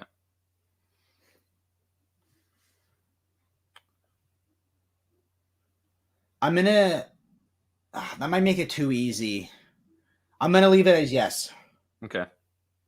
I'm going to. I don't want too many questions. I'm going to give myself 2 more questions, and then I'm guessing. Okay. Is you your want to throw character a guess out now, just in case? A guess out now? Yeah, you can throw a guess out now if you want, and then you can ask a few more questions. So I feel like I'm feeling that it's a Pokemon, and for whatever reason, Lucario is sticking out in my mind. No. Okay. Do you want to answer a Fifth of Jack on that, or? I mean, is that your guess? That's not my guess. That's a Fifth of Jack's guess. Yeah, it's Pikachu. Pikachu is, yeah. Okay. So, here's the thing. I'm going to tell you my 3 characters. Pikachu is the character I'm most skilled at. Pikachu is the one character that when I play, I switch the C stick to be tilts instead of smashes. Okay. Like that's what I'm. So Pikachu's combo abilities are awesome. Mm-hmm. I am better because I think the characters are better with my 2 other mains, but Pikachu is what I want to try the hardest. Pikachu is like, I'm putting myself in a Smash character. My other 2 characters are Toon Link and King K. Rool. King K. Rool is arguably, in my mind, pound for pound, the best Smash character that exists. King K. Rool flies. He has a counter, an amazing hitbox. He's a tank and a heavy. He has ranged weapons. And he is unbelievable power, and his hitboxes are crazy. He flies. Did I mention that? And he can suck you. His gun shoots out a projectile and sucks you up and throws you off the map. King K. Rool spikes are death, and he's so huge. And there's if I'm being double teamed by a bunch of guys at a party, I'm gonna be King K. Rool. So you know what I mean? So you can suck them off. Yes, suck them off, and. His running smash is he can suck you. He has like what's that old timey gun where it's like kind of wide at the end? It's a blunderbuss. He has a blunderbuss that sucks him in and then shoots him off. Meta Knight hasn't been relevant since Brawl. Meta Knight was so OP, which is and fine. They nerfed him. They nerfed him. I mean, he was the only Smash character to ever be just straight out banned in tournaments. Yeah. Okay. Does he have a hammer? I thought that was King Dedede. Yeah, hammer is a Kirby universe. K. Rool is a Donkey Kong Country. King Dedede was my pick for who Klaus would play as in Super Smash Bros. Though. No, it was Ike. No, you said Ike. You said 100%. No. Oh no, you said Ice Climb. Yeah. I said, but okay. So Klaus would be Ike or Roy or Fire Emblem character, but Santa would be King Dedede because he's jolly, he's big, he flies, and he has a hammer. Yeah, and everybody knows totally okay. King Dedede has a lot of similar abilities to King K. Rool. He just doesn't have the power. They're both the main baddies from iconic franchises, so makes sense.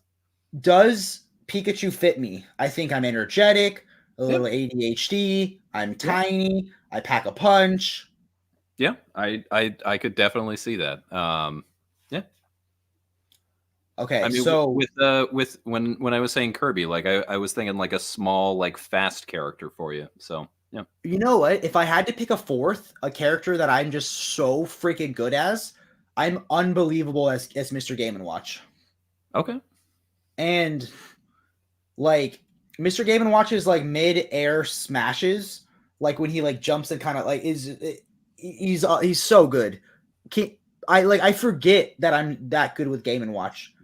Because people play him and they only go for the hammer, and then you're just playing with luck. You know what I mean? Like, but there's nothing that feels better than when you hit a side B and it's a 9 and crits. Like, dude, I loved his down air with like the key. Yeah. Like that was a great Yes.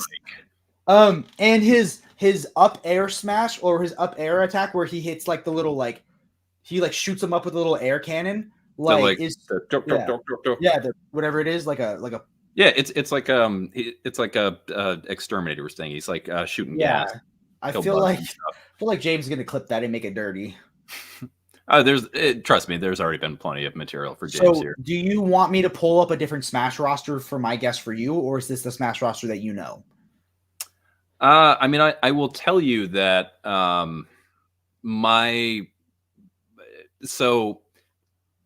I grew up a video gamer. Like I got away from it now, but like I played a lot of video games in my life. I have never been better at a video game than in like circa 2008, where I was with Super Smash Brothers Melee.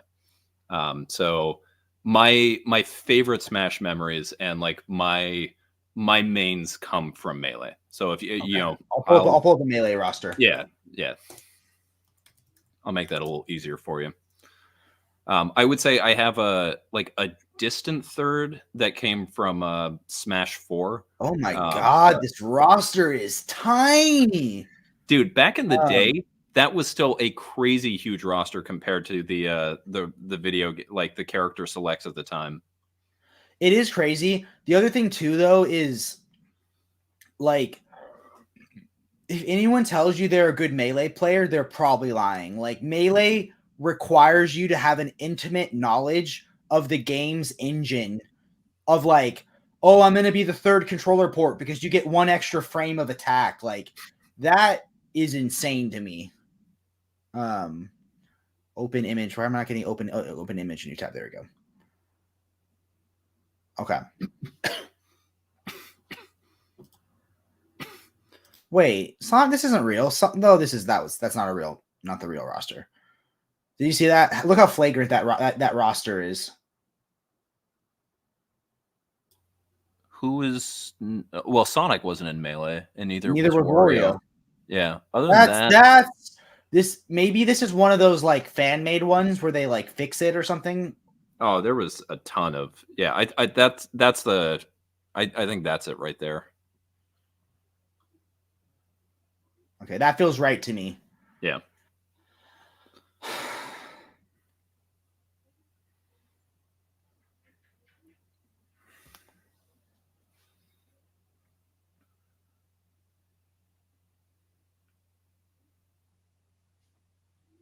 Does your character use projectiles?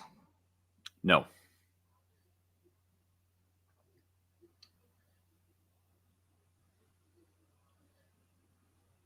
Are you a villain? No.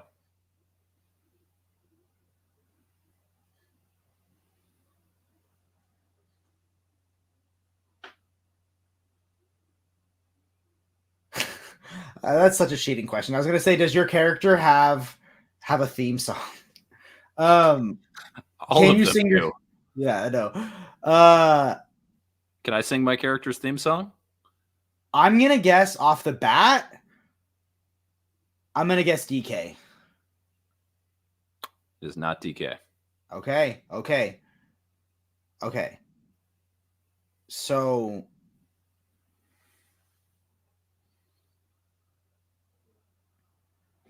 Just asking for clarification. Are like laser beams considered a projectile? Like if he shoots from a gun, is that a projectile? Yeah, I would say so.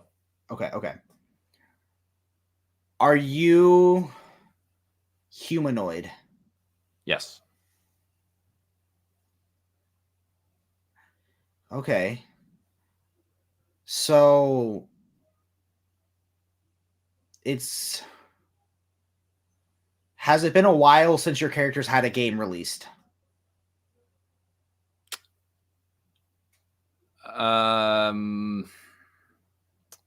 There's See, not it can't be Samus because Samus uses projectiles. There's not a clean way of answering that. Does your character do you charge up an attack? You can. I'm gonna guess Captain Falcon. Not Captain Falcon. Oh, okay. Then it's got to be a Fire Emblem character at that point. Roy. Roy was who I started with, and then as I got serious about the game, it became Marth. Yeah. Got it. Yeah. Do you prefer any of the newer Fire Emblem characters, or because for me, I really liked Ike, but the thing about Ike for me, I could only play him on the Wii U version because in the Wii U version, you had the ability to change their attacks, and they had an ability to make it where Ike's up B went diagonal, up and diagonal. That's cool. So you could actually get off. If you get off the ledge, you could actually get back. So, I mean, I've never loved a character more than I loved Marth in Melee. I mean, just the speed, just the ability to his I would say he probably had the best aerials in the game, especially at that point when I was playing. This was like the Four Gods of Melee, and so the big player at the time was this guy named Ken, and he had what was known as the Ken combo.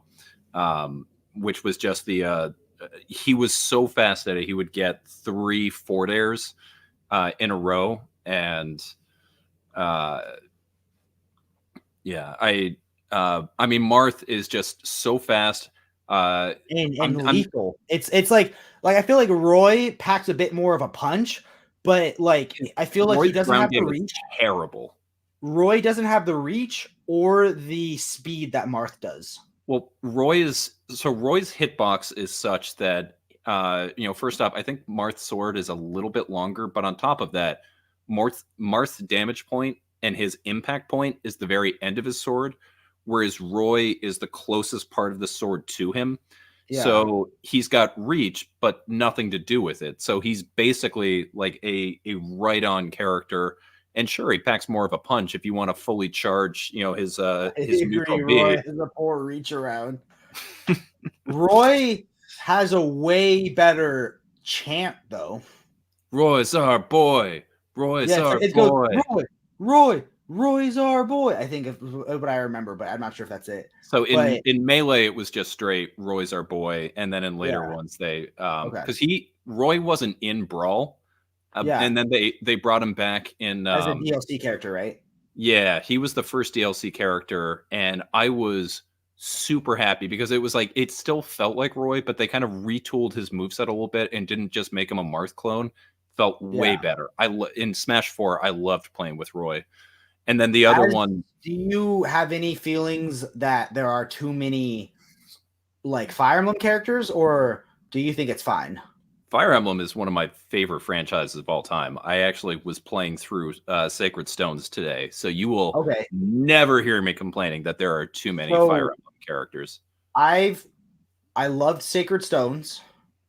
My first one though was weirdly enough Path of Radiance. I love Path of Radiance. I think that is probably the most valuable video game I still own. I sold a bunch of my collection a while ago, but Path of Radiance I'll never sell. And Radiant Dawn, to this day, is one of the best video games I've ever played in my life. That is one of the few ones I have not played. I've been trying to get my hands on a copy. It's crazy that they take you play as every perspective of this this huge war. So there's parts where you're rooting for the Black Knight, and you're just or the Dark Knight, or from Black so it's the Black Knight. It's crazy, dude. I had trouble. I played a lot of the 3DS ones, but or maybe there was just one, or they all blur together. Oh no, there was Awakening was the first one that came out. That was what re-energized the franchise. Then there was Fates, and within Was Fates Awakening there was the time travel one? yeah. So Okay. Awakening, yeah, that's the one where it's like, and everyone was like freaking out because it's like, someone goes there and they're like, my name is Marth, and they're like, what? It's Marth. Martha's in this, for the first time in North America because nobody played Shadow Dragon on the DS, which was the remake of the original one. And then it turned out it was Lucina who was on the roster right there. Yeah, and then Fates came out, and within Fates there were 3 different versions. So there was Fates Birthright, Conquest, and then Revelations. And Was that the one where you like? Oh no, what's the one where you choose like which version? Like there was like that's the Fates. Yeah, Fates, that's okay. So in Fates, like the first like 3 or 4 missions are all the same, and then you find out that the family you've been raised in are like the bad guys, and like they kidnapped you from your actual family who are like the good guys, and you have to choose which are you going to go with your birth family? Are you going to go with the family that raised you? And basically, do you want to be the good guys? Do you want to be the bad guys? Or there was like a DLC version that like you could only play after you'd beaten one of the campaigns that was called Revelations, where it was like it's the third path and you work together. And I never played that one, but everyone was like, it was the dumbest version. It's like they tried to like weave in this plot, and it was basically like aliens are making people do things.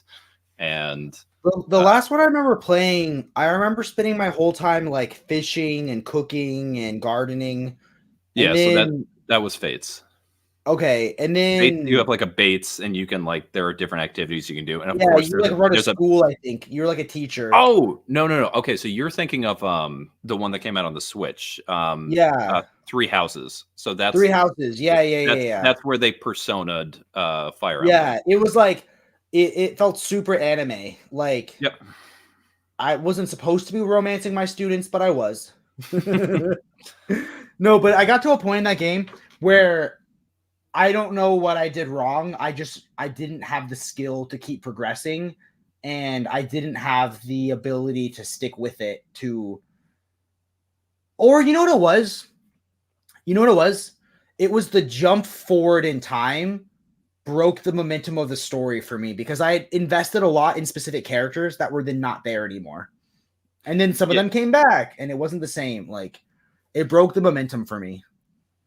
See, I thought that like was a really strong emotional beat for it, where they were like building it up, and it's like everyone's working together, and like it's one of the strong themes of the Fire Emblem franchise itself is just like why is war happening? Like war never changes, and it's just like these people thrust into a situation oftentimes against childhood friends, and forces bigger than themselves that have to go into it, and it's like, okay, normally we just kind of tell you that at the beginning, then you just play the missions. No, we're gonna make you be friends with all of these people, and then you gotta go murder them.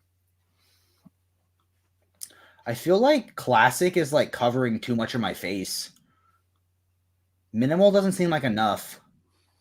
Is that good? Do we like block? I mean, I'm just looking at that Smash Ultimate roster right there.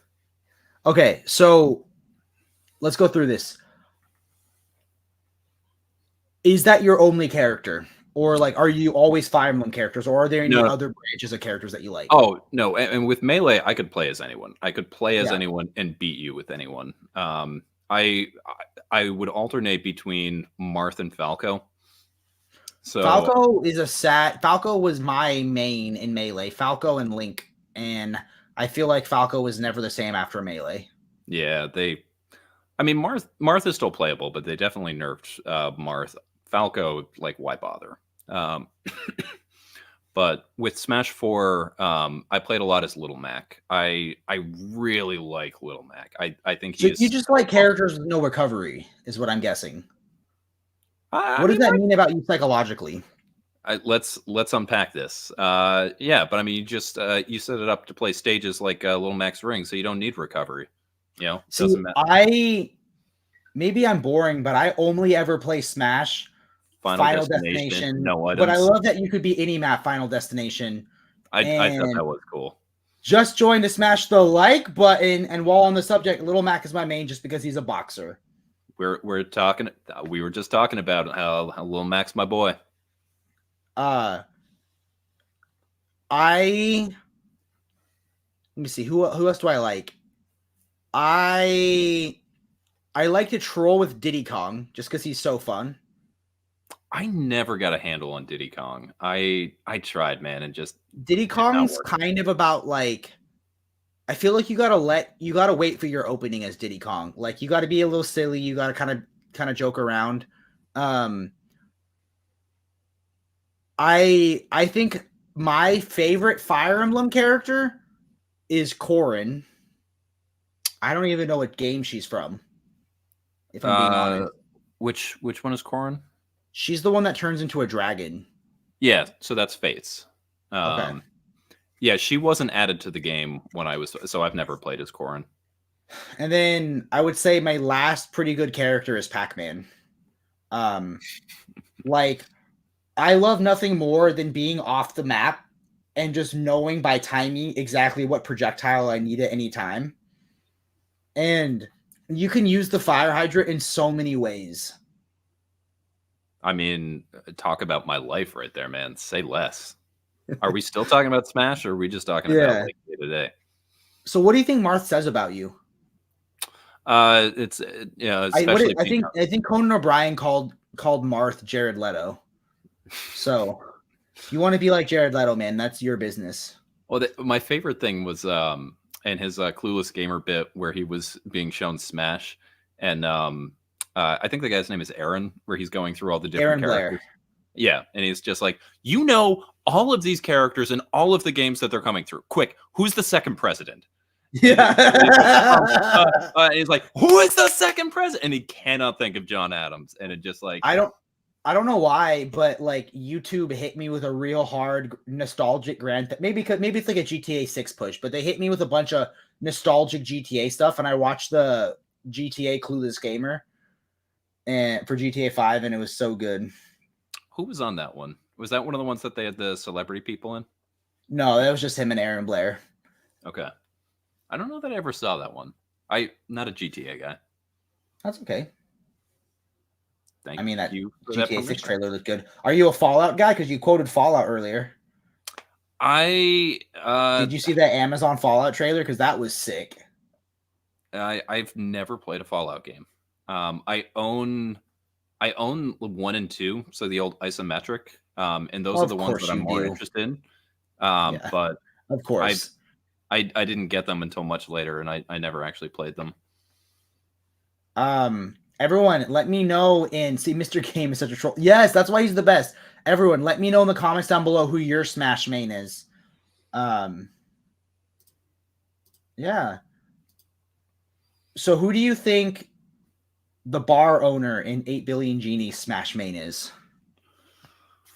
So maybe Ganondorf? I was going to say he's practical. Like he sees the world as it is. He's not like an idealist. I think Ganondorf is a little too slow for him. I feel like he needs someone. Is there a more clear way to say you just like romancing aliens? You like having sex with aliens?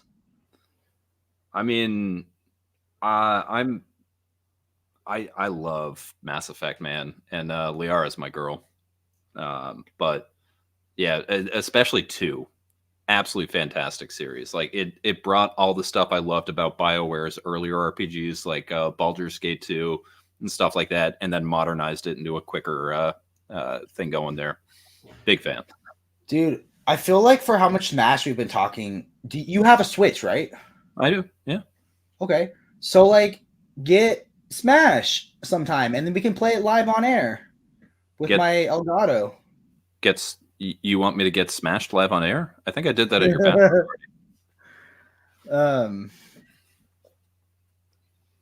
party. Who's your worst character?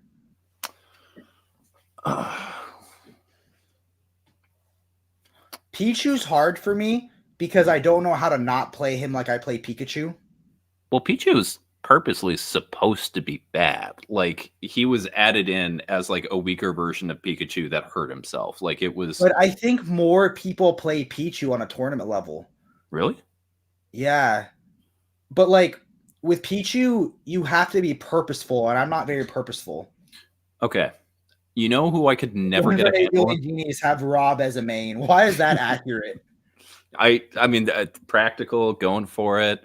Has that sad moment in Subspace Emissary from Brawl. Like, you have that realization as like all of the other Robs are being murdered. No, that's it. Captain's got it.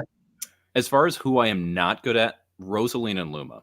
For whatever reason, I could never get them to work. And I understand like they were actually supposed to be pretty good and people like made them work, but no, just I don't think I'm a very good projectile player. Like most of my favorites tend to be like very close in. Like I'm not good at like crowd control. I'm not good at like zoning. I'm very much like a rush down, beat down player in fighting games. Piranha Plant and Pokemon Trainer I struggle with. I know one person who's a phenomenal Piranha Plant player. I don't think that Piranha Plant was added on. Yep. Yeah, I don't think you've ever played Piranha Plant, but Piranha Plant is it's all about like setting things up. Like it's tough. I don't know how to explain it, but yeah, Olimar's my worst. I did okay with Olimar and Brawl. I didn't play him much in Smash 4. But yeah, Captain, I don't know if you were here when I was saying it, but I was a big Marth guy, and my secondary character was Falco. I didn't use the gun very much, so I was mostly right up in there, reflector, down spike, that kind of thing. So yeah, I'm a right in there. Why do I feel like you'd be good as Incineroar? I mean, because he's like a big wrestling heel, and like that's just speaking to my life. He's kind of like I feel like I want to get a Daniel Warren Johnson piece where he draws Incineroar into do a powerbomb. I mean, if you just read WrestleTober, like half of the NJPW roster might as well just be Incineroar. I feel like Falco was just like, it was like all about his like kicks. You know what I mean? Like Falco's kicks were just so ridiculous. And then I never liked when I feel like they were quick with their side B, but I feel like they made their shields so pointless as the games progressed. Like, I don't know what, like, especially when like the shield is like out in front of you. I forget which character it is, but like when they change it to where it's not like on you anymore, it's like a little away from you. I never could get that. Like I never could unlearn how to play them in melee in like the newer games because they changed. When you say shield, do you mean the reflector or do you mean the actual thing? Yeah, the reflector. Oh yeah, because they in Brawl they throw it. Yeah, that's what I'm talking about. It's not like on them anymore. Yeah, and it was like, what are you doing? Like, I can't spike someone with that. Yeah, like for me, another character, like I feel like they made Mario way worse. Like, yeah, I don't know, man. Oh, he learned to mute his coughs. I want anyone in the chat have any questions I want for your us? mom to like this stream, and I don't want to get a critical text from her. I low-key want to get into like game streaming a little bit. I feel like that'd be fun, just to justify my purchase of an Elgato. I'm glad I got it working now, so all I got to do is pick a day, and me and Jess will farm. I mean, Stardew Valley and chill sounds like a pretty great time. Damn. So Nightwing 100. Oh, did you get through it? Okay. When I was in Washington, I read the first issue of what was Nightwing Volume 3 or Volume 4, whatever you want to consider it. So the battle, not the battle, I think it was the Battle for Bloodhaven, wherever the last one was. Battle for Bloodhaven's Heart, I think. I read you know what? I don't even know. I think it's The Brave and the Boys. I mean, we could on Twitch. We could go up and ask that Twitch bot that was trying to what was did you delete the comment? No, I didn't. I think one of them.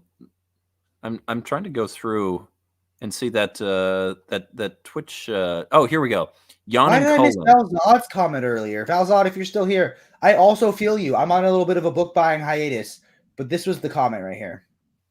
Yep. Which, by the way, yawning colon. I don't care about that stuff afterwards. That user is yawning colon, and they are straight trying to like sell you shit as yawning colon. Which amazing. Mwah. Chef's kiss for a yawning colon. I'm gonna sell you some stuff.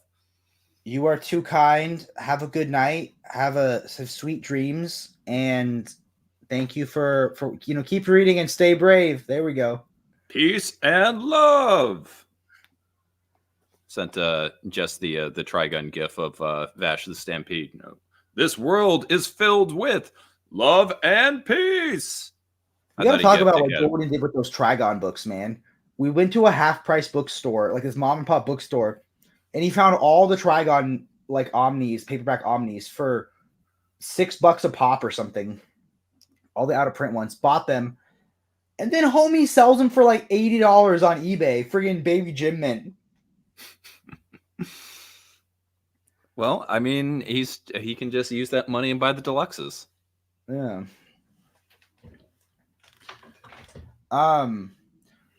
So what happened to me is I read the very first issue where I think it or whatever it was, where Heartless, maybe misremembering, but like Heartless meets Blockbuster. And then I accidentally skipped to like issue 97, where you have this reveal about Blockbuster, and I didn't read any of the stuff in between on accident. So I jumped to 97. It was all the stuff about like Falcone and Witness Protection and Nightmite. And I was like, what happened to this Nightwing book? And after I finished it, I realized I skipped all of volume 3. It's almost like reading Lazarus and starting with volume 2. Let's talk about that. I haven't read Lazarus 1. Have you read Lazarus 2? Yes. Okay. So think about Lazarus 2. Mm-hmm.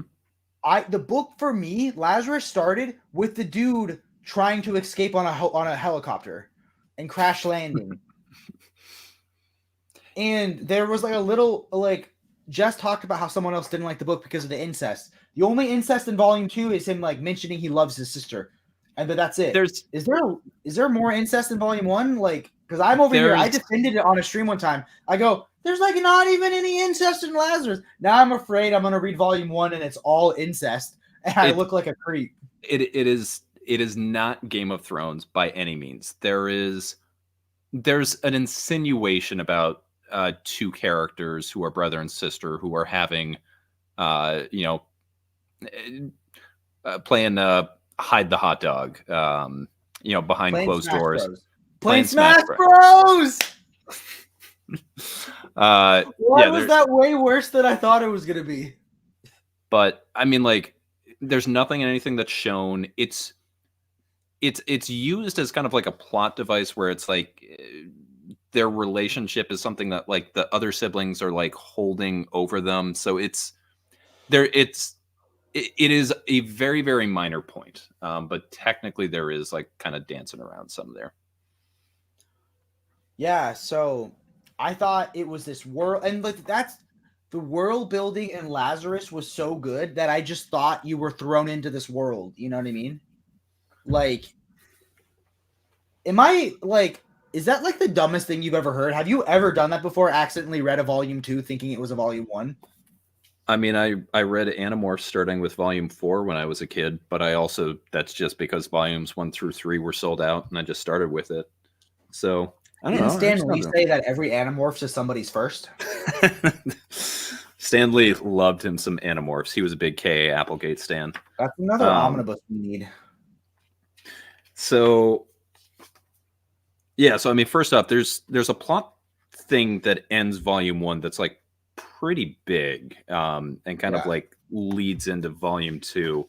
But volume 1, you want to talk about world building, like the last this many like pages is just breaking down like dossiers on like the families, and like they put little plot points hidden in there about like how, the way that like the families like intersperse with each other.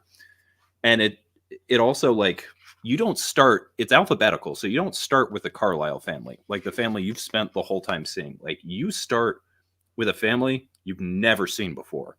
They've got the map where it shows the breakdown of all the different countries, but like it starts with the Armitages who are running the UK, and like you've never seen them at this point, and it's like this is what you have, and they like write a full-on dossier for all of the families. Now that I'm looking back on it, I feel like they made such a big deal in Volume 2 about the fight between the two Lazari. Is it Lazari? Lazaruses? Lazarus. Between the two Lazaruses that were friends. Do you get more of their friendship at like their friendship like in the first one, and that's why it's a more like profound moment, or you see them together as they're brokering a deal, and there's like allusions to their past. So okay, it's I mean, Volume 1 moves pretty quickly. Like Volume 1's only 9 issues long, and there's like 3 arcs that they cover. Yeah. I'm such a silly person, dude. What I'm glad about is when I was filming, so some of the videos I'm doing at the end of this year are top 10 lists for the different publishers, or so I did Marvel, DC, and Indie. And when I get to the Indie one, I only had 9 books there, and I had counted 10, so I had to do what I could do to fix it. And then I found out I forgot about Lazarus. I'm so glad I didn't include Lazarus, because I would have got on there in my video and talked about Volume 1 of Lazarus, but I would have been explaining Volume 2, and I had no idea at that point. So, I mean, you could also say that you did it on purpose, because technically there wasn't a new release this year. It was all just reprints. So yeah, you were just like, yeah, I didn't put it on because it's not 2023. So see, I thought of all people in my haul video, you were gonna notice what book was missing. The ice cream edition. Intro and the outro. Yeah, I forgot it. I left it on the ground. I couldn't remember the times that you had gone through, and like I was excited about it, but it was like the Power Rangers one stuck out in my mind because you showed me like the order on there. I was like, no, that's the wrong one. That doesn't start things. I canceled my order, man. Yeah. But yeah, shouts out to, if you ever need to cancel an order, hit up Organic Price Books. There, if you're buying 1 or 3 books that you don't want to cancel, because that happens. People don't know this.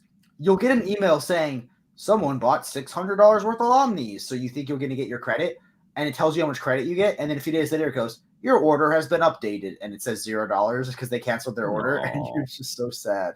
But if you're buying 4 or more books, save 5% with code Braveboys, and remember, please like and subscribe.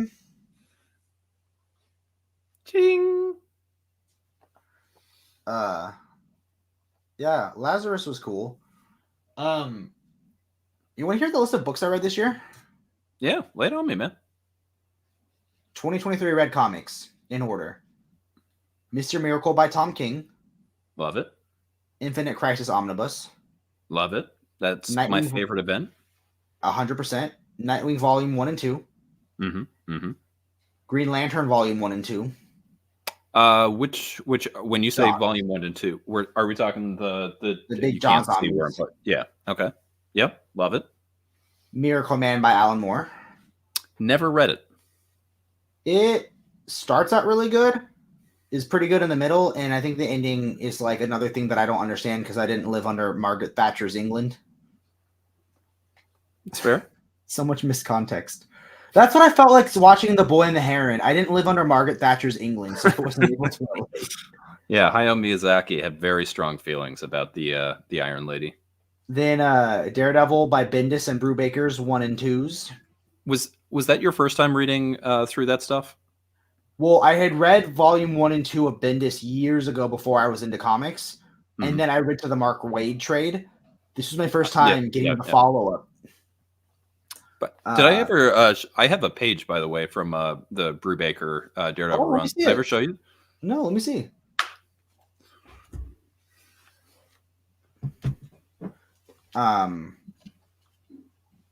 I had forgotten the ending, the twist ending at the end of the Bendis Daredevil, and then when I read it, it hit me like a ton of bricks, and I remembered.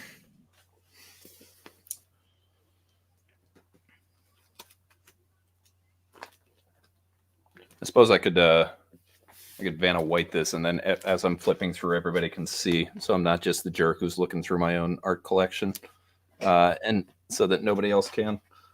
Let's get that over here. Whenever I ask to see a picture out of his art collection, he charges me $1.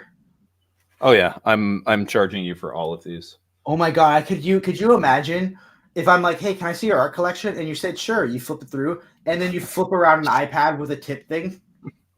Oh, I was gonna say I just send you a Venmo request. An 18% gratuity tip for looking at your pictures.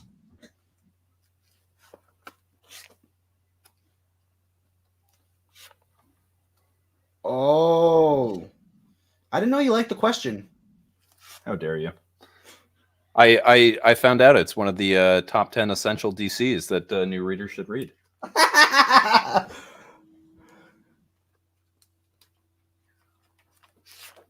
You attacked me. Honestly, I love how you were explaining the first issue of that, and I'm like, when does that happen? And I realized we went back to my Omni and found where my bookmark was, and I hadn't even finished the first issue. No, you were on like page like 16 or something like that. I was like, yeah, this is not a spoiler because it's like in the first issue. You're like, whoa, I don't remember that. I'm like, oh yeah, it's like the central point of the book. I mean, literally, in like the first page, it says like the thing that happens. Yeah. That's so cool. Yeah, and then over on this side, this is another Michael Lark page that he did from Gotham Central. That's on my list. I got to read that. Oh, it's so good, man. It's so good. Every time I've read Batman, all I've said is I want less Batman and more cops in my book. Congratulations. That's you got that there in Gotham Central. Okay. Then I went after Daredevil by Brubaker 2. I did Planet Hulk, Venom by Cates, Iron Fist, Silver Surfer, which is maybe I shouldn't say it, but I'll say it here because only a couple of people are watching. Silver Surfer by Dan Slott was my favorite Marvel book of the year that I read this year. I've never read it. It is unbelievably good. Yeah, I need to read it. I know. Then Long Halloween, Dark Victory, Batman Failsafe, World's Finest, Woman of Tomorrow, Up in the Sky, Ultimate Spider-Man 1, Before Watchmen, Ice Cream Man Volume 1, Something is Killing the Children, Superman Space Age, Bang by Josh Greathouse. Then Murder Falcon, Do a Powerbomb, The Mini Deaths of Layla Starr, Nightwing 92 through 100, Beta Ray Bill by Daniel Rohr Johnson, Ultimate Spider-Man Volume 7, Ultimate Spider-Man Volume 8, The Old Republic Omnibus, Batman Black Mirror, The Authority, Secret Warriors, Three Jokers, Woman of Tomorrow again, For All Seasons, Day Tripper, Batman Who Laughs, Batman Rebirth, most of Batman Rebirth, Flintstones, The Man Who Laughs, V for Vendetta, Promethea, One Piece East Blue Saga, Gotham City Year 1, Lazarus Volume 2, which is edited. It used to say Volume 1. Absolute Preacher, Nice House on the Lake, Klaus Mini, 8 Billion Genies. Nice. So many of those this year. So many of those, I'm just like walking down memory lane. I'm like, oh, I remember when love that book. Oh, I thought you were going to say, oh, I remember when Jake read that book. Like we've been connected this whole time. I do remember when you read that. Like when you were saying, do a Powerbomb, Murder Falcon. I knew Layla Starr was coming next. Yeah. Yeah, you still need to do a reread of that book where you when you haven't just read some pretty heavy DWJ. I did go through it again with Jess, my wife, and I like it a lot more now. What it was I think I had nothing left in the tank emotionally. Yeah, and that book. And maybe that's why I didn't like The Authority, or maybe The Authority is just not that good. Maybe you just don't vibe with Manchester Black's power set. Bunk never got to play Radiant Dawn, which was the sequel, where you get to see characters age. You get to see like you're the little thief. You know the little thief boy, the green-haired one, Soren, I think his name was. Whatever his name was. Was the emo mage from the first one. Yes, sorry. Oh, then who's the little green thief? I don't, dude. You're talking about something I played. No, like I think Soren. I think Soren grown up is like the main character in Radiant Dawns. Soren is definitely a mage, and you find out a plot realization that goes through. He was not a little thief boy, but he was the one who was like very studious. He was emo. He was everyone was like equating him to like Kakashi from Naruto. Hold on, let me pull up Radiant Dawn's characters. I mean, Nephany was my girl in Radiant Dawn, and then I hear in Path of Radiance, and then I hear in Radiant Dawn she's even cooler. So like that just makes me happy. At some point, I just gotta find a way to play it through other means, because I don't think I'm gonna find a copy on the Wii for a decent price. It was okay. This was the character I was thinking of. That's like he's with you for the whole game. He's from the previous one. It was. By the way, do you want to jump? Sooth. There we go. Soth. Yeah. Soth. Radiant Dawns is insane, man. But yeah, you should. I mean, dude, you're not gonna spend $800 buying a Wii copy of it. Just download Dolphin and play it for free. Yeah. I mean, I did just make a trip to vim.net the other day. I was never able to get Dolphin to like run well for me, though. I don't know what it was, because like before they put out Xenoblade Chronicles remastered for the Switch. Like I have my old copy of it back when I was like playing on my sister's Wii. Don't clip that. And I why are you in the Lazarus family? You're smashing your bro and playing with your sister's Wii. Hey, I'm not getting smashed by two dudes at the same time, though. Double teamed at a bachelor party. By Did you ever see the photo of me? I think I was my friend's first bisexual friend, because they felt the need to include a lot of dicks at my bachelor party. Did I ever send you secretly the photo of the cake that Jordan and his girlfriend baked me? No, but as someone who is, very comfortably hetero, I had a big dick-shaped donut at my bachelor party. Okay, so dicks weren't because dicks are just a thing at bachelor parties? Yeah, I think so. And bachelor parties, bachelorette parties, like genitalia. Let me see if I can pull up this photo. It's probably gonna be demonetized. But keep telling the story. No. So you're playing with your sister's Wii. Yeah. So like I have like a fair like Wii collection of games, but I don't have a Wii to play them on. So even if I found Radiant Dawn, I wouldn't have a way to play it now. So I just got to figure out how to make Dolphin work. What helps is use the European versions of the games. They run a lot better. I gotta grab another drink real quick. I'll be right back. You can just end on this photo. I think this image made him want to grab another drink. I don't know what that says about him. What was everybody's favorite book that they read this year? Tell me in the comments down below. Maybe I can make my reindeer ears stay on again.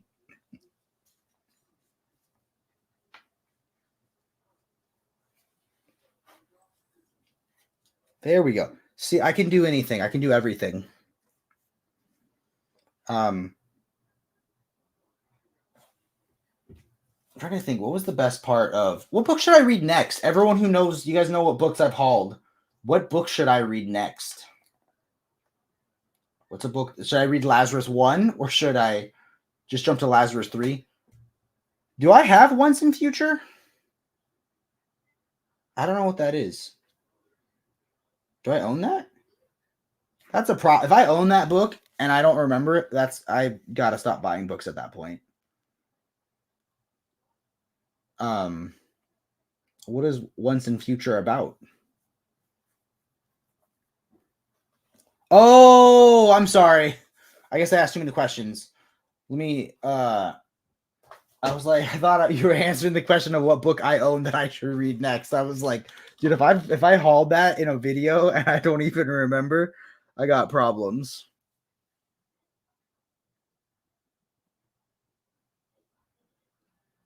Is that water or just straight vodka?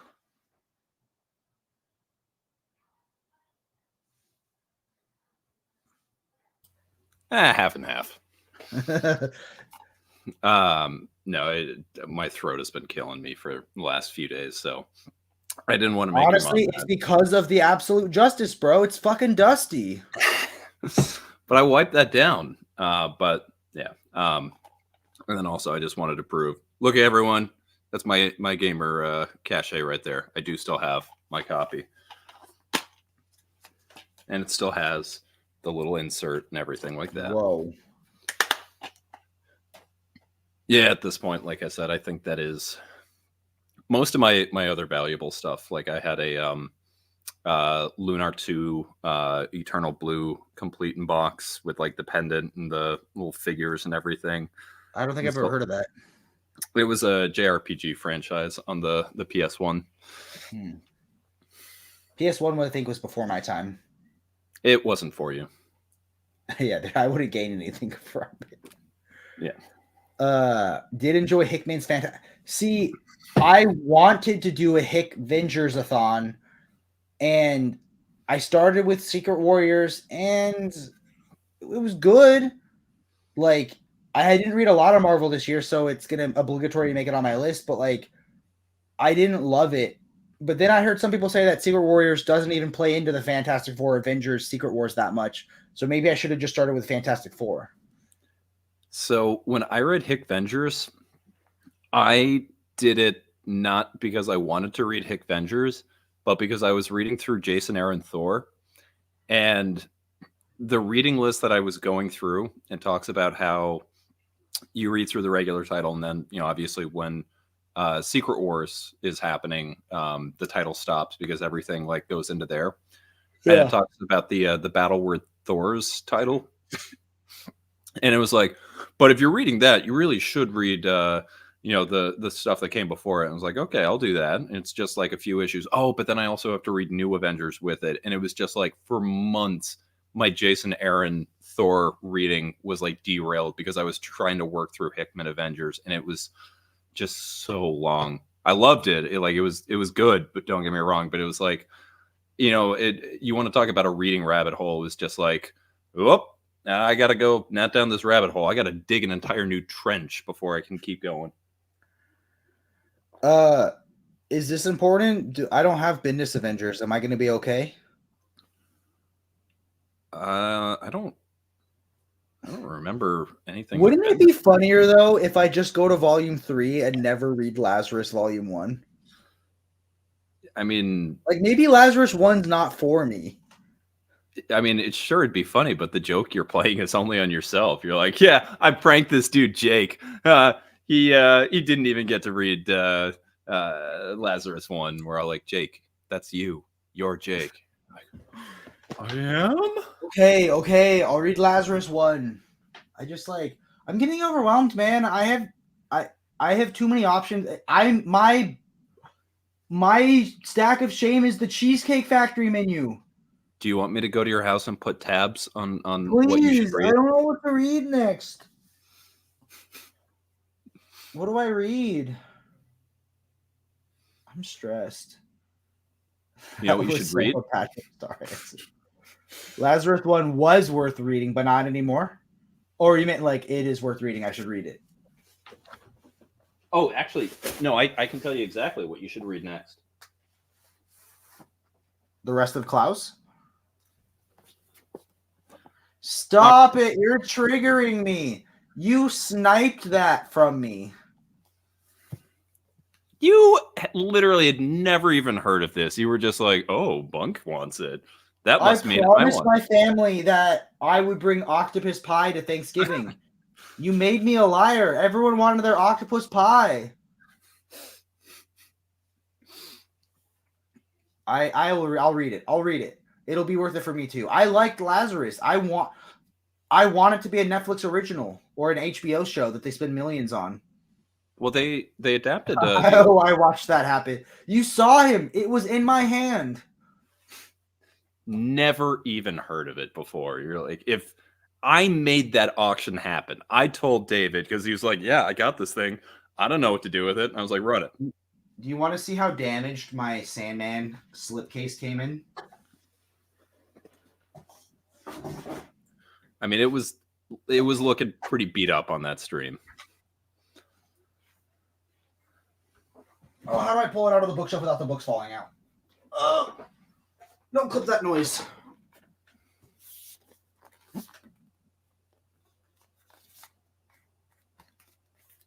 All right, so you did the Amazon return. I don't know what you're talking about.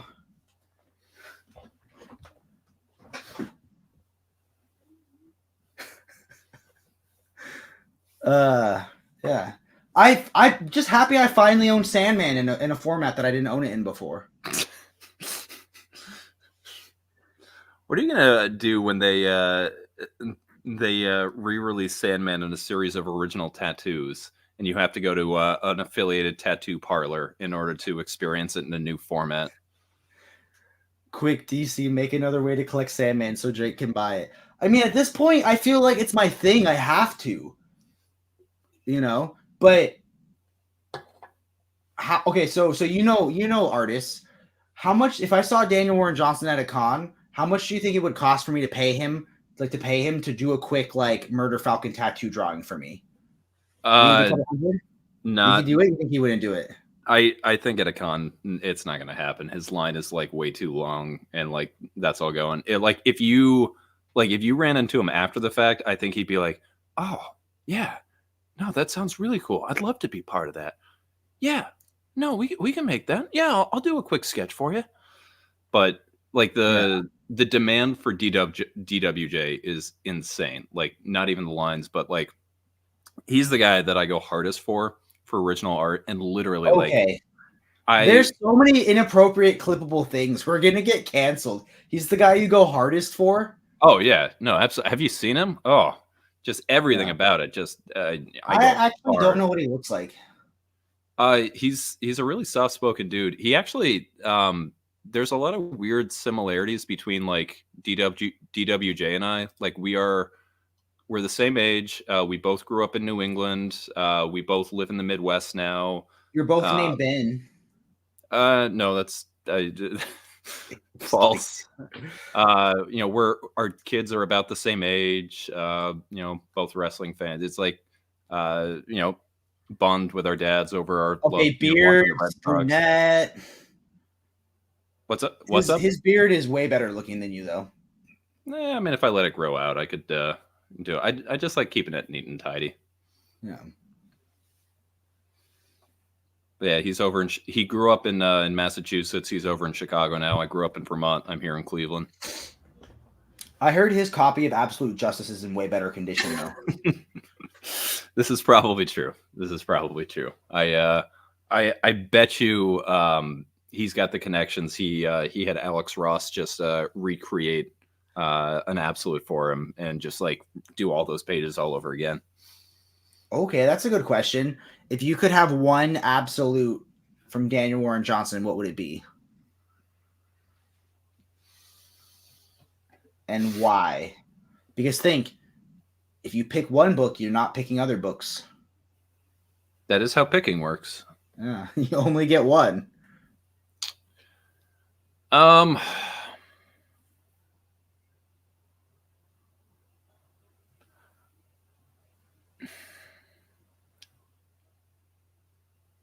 I mean, honestly, the one that I would say, in the one that I think would be the most enjoyable read would be Wonder Woman Dead Earth. See, I still have Jordan's copy. Maybe I should that be my next read? Should I read that tonight? It's a quick read. You can get through it in a night, and it's fun, man. It's heavy, it's fun, it's over the top.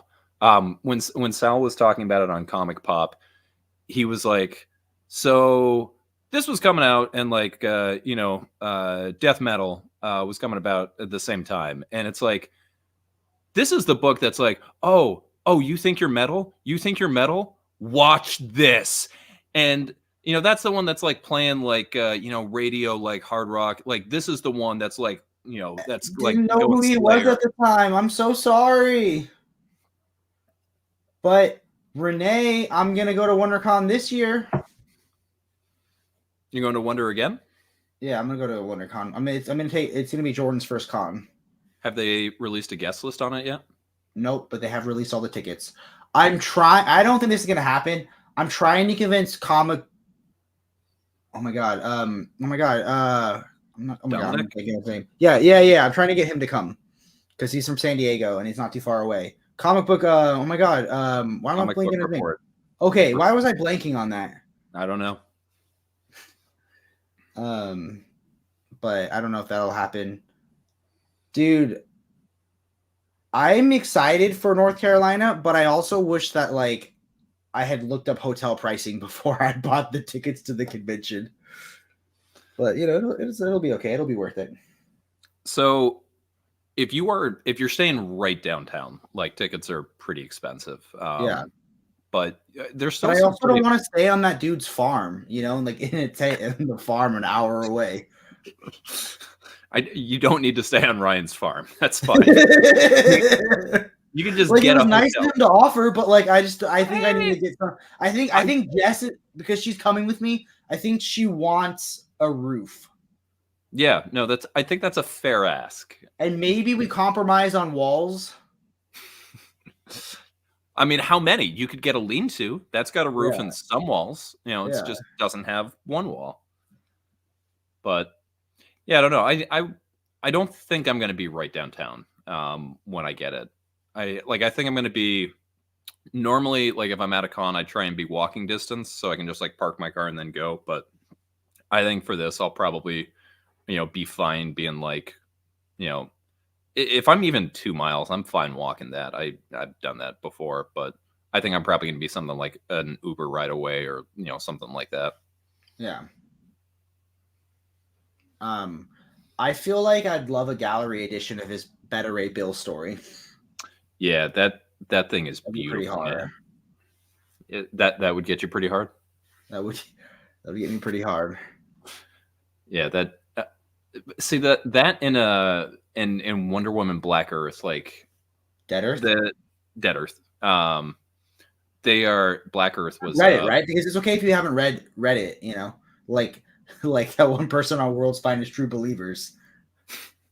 No, Black Earth is the James Stokoe alien story. James Stokoe is another one I absolutely love. Do you know James Stokoe? Have you checked out any of his stuff? Oh, so good. Orphan the Five Beasts. Get a library card. Check it out on Hoopla. It's amazing. I should make a video this weekend. Jake gets a library card and downloads Hoopla. And then Bunk stops sending him Arthur gifts. Every day he's like, "Do you have Hoopla yet?" And I go, "No." And he's like, "You gotta get a library card." And then I give the, having fun isn't hard when you've got a library card gif. Y'all know that's what it was. Yeah. What is this Hoopla? Well, I think Bunk should field this question. The guy who actually has it. Yeah. So for anyone who doesn't know, I'm about to change your whole comic reading life. So, you know how comics are really expensive, and sometimes something comes out and you don't know if you want to buy the whole thing or not yet, or you've had that time where you've bought it and then you try to read it and you're like, this isn't for me. I'm not getting anything from this. And you're like, man, I wish I could have. Like, you're allowed to not buy a book when it comes out. It's true. It's true. So Hoopla is the answer to all of those issues.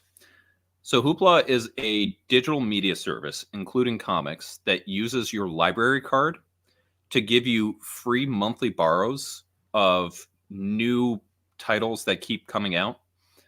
And they allow you to just like read things for free. So like when we were reading the new Nightwing, I read that the day the trade dropped, and I read it for free.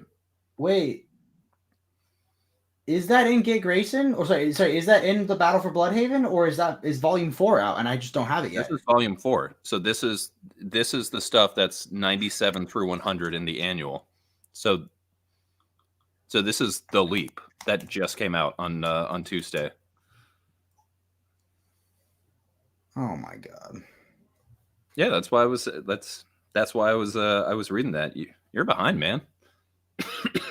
Volume 3 came out a while ago. Hey everybody. Hey everybody, it's Jake. Is my wife watching this stream?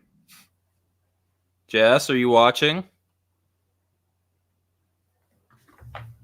Or instead of buying it, you could just get a library card. Buy the next volume of Nightwing? ?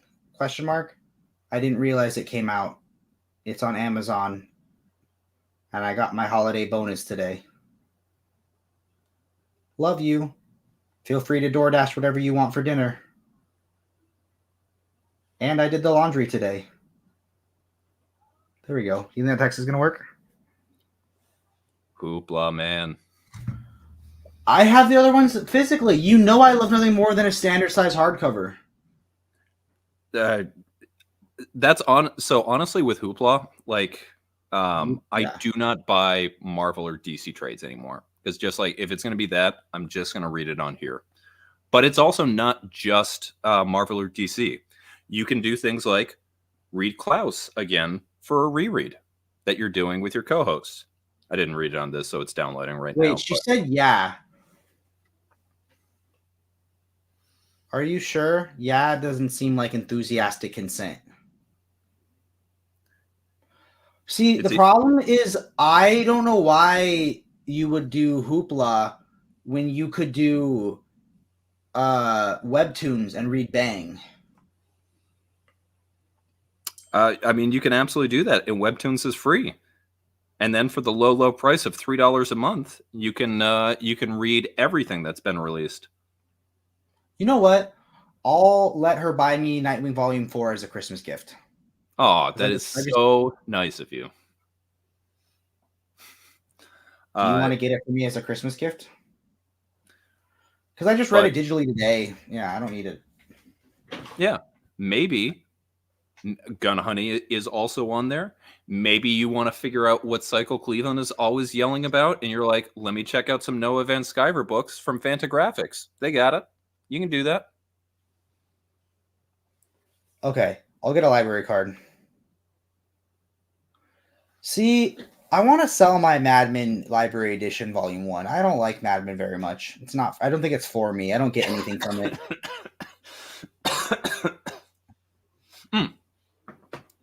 Sorry, going back real quick. Poo-poo on Hoopla.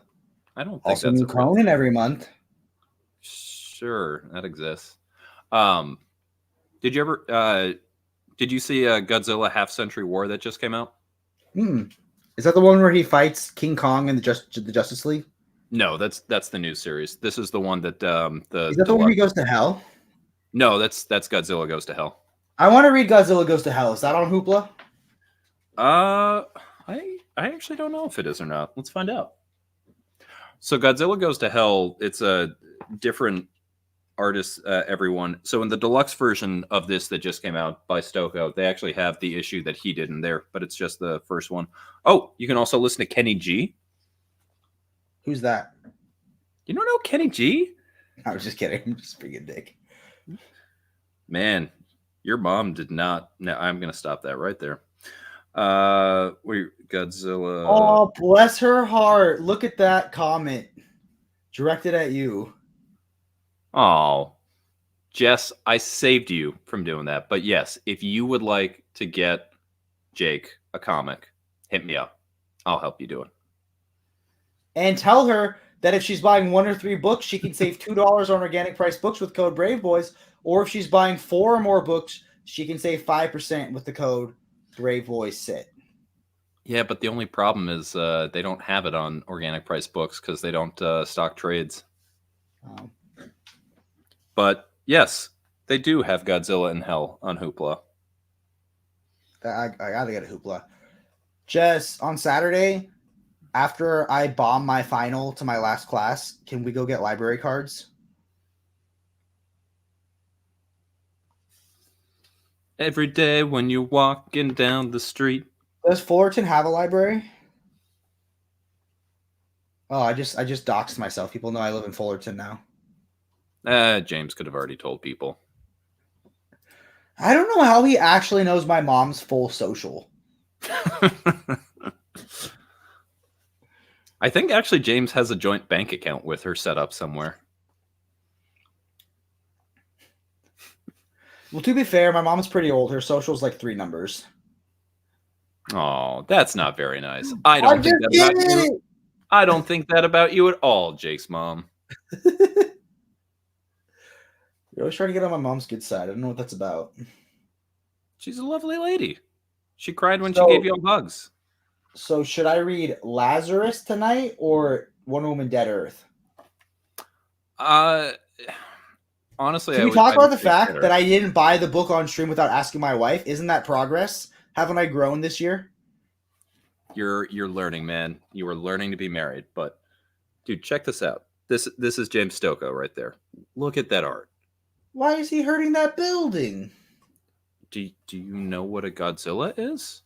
Oh, he only thinks it's a good stream. He doesn't think it's a great stream. Hey, AS, I appreciate you. Good watching. Thank you for watching. Keep reading and stay brave. I don't like Mad Men. Why did you force me to get it, Josh?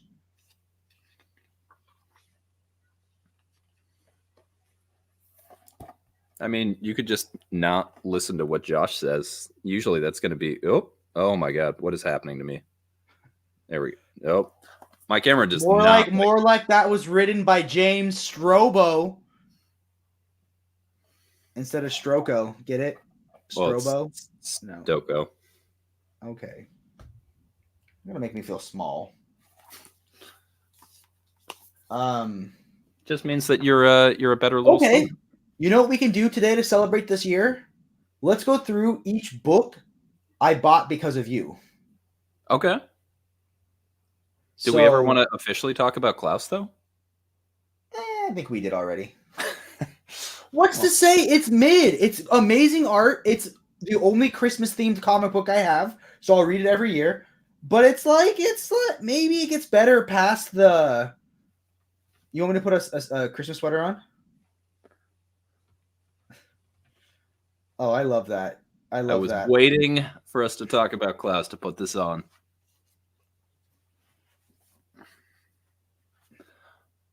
So, honestly, playing through Sacred Stones now, Fire Emblem Sacred Stones, and then having just read Klaus again for this, I was like, oh my God, they have the same plot. Yeah. Wasn't Sacred Stones about siblings?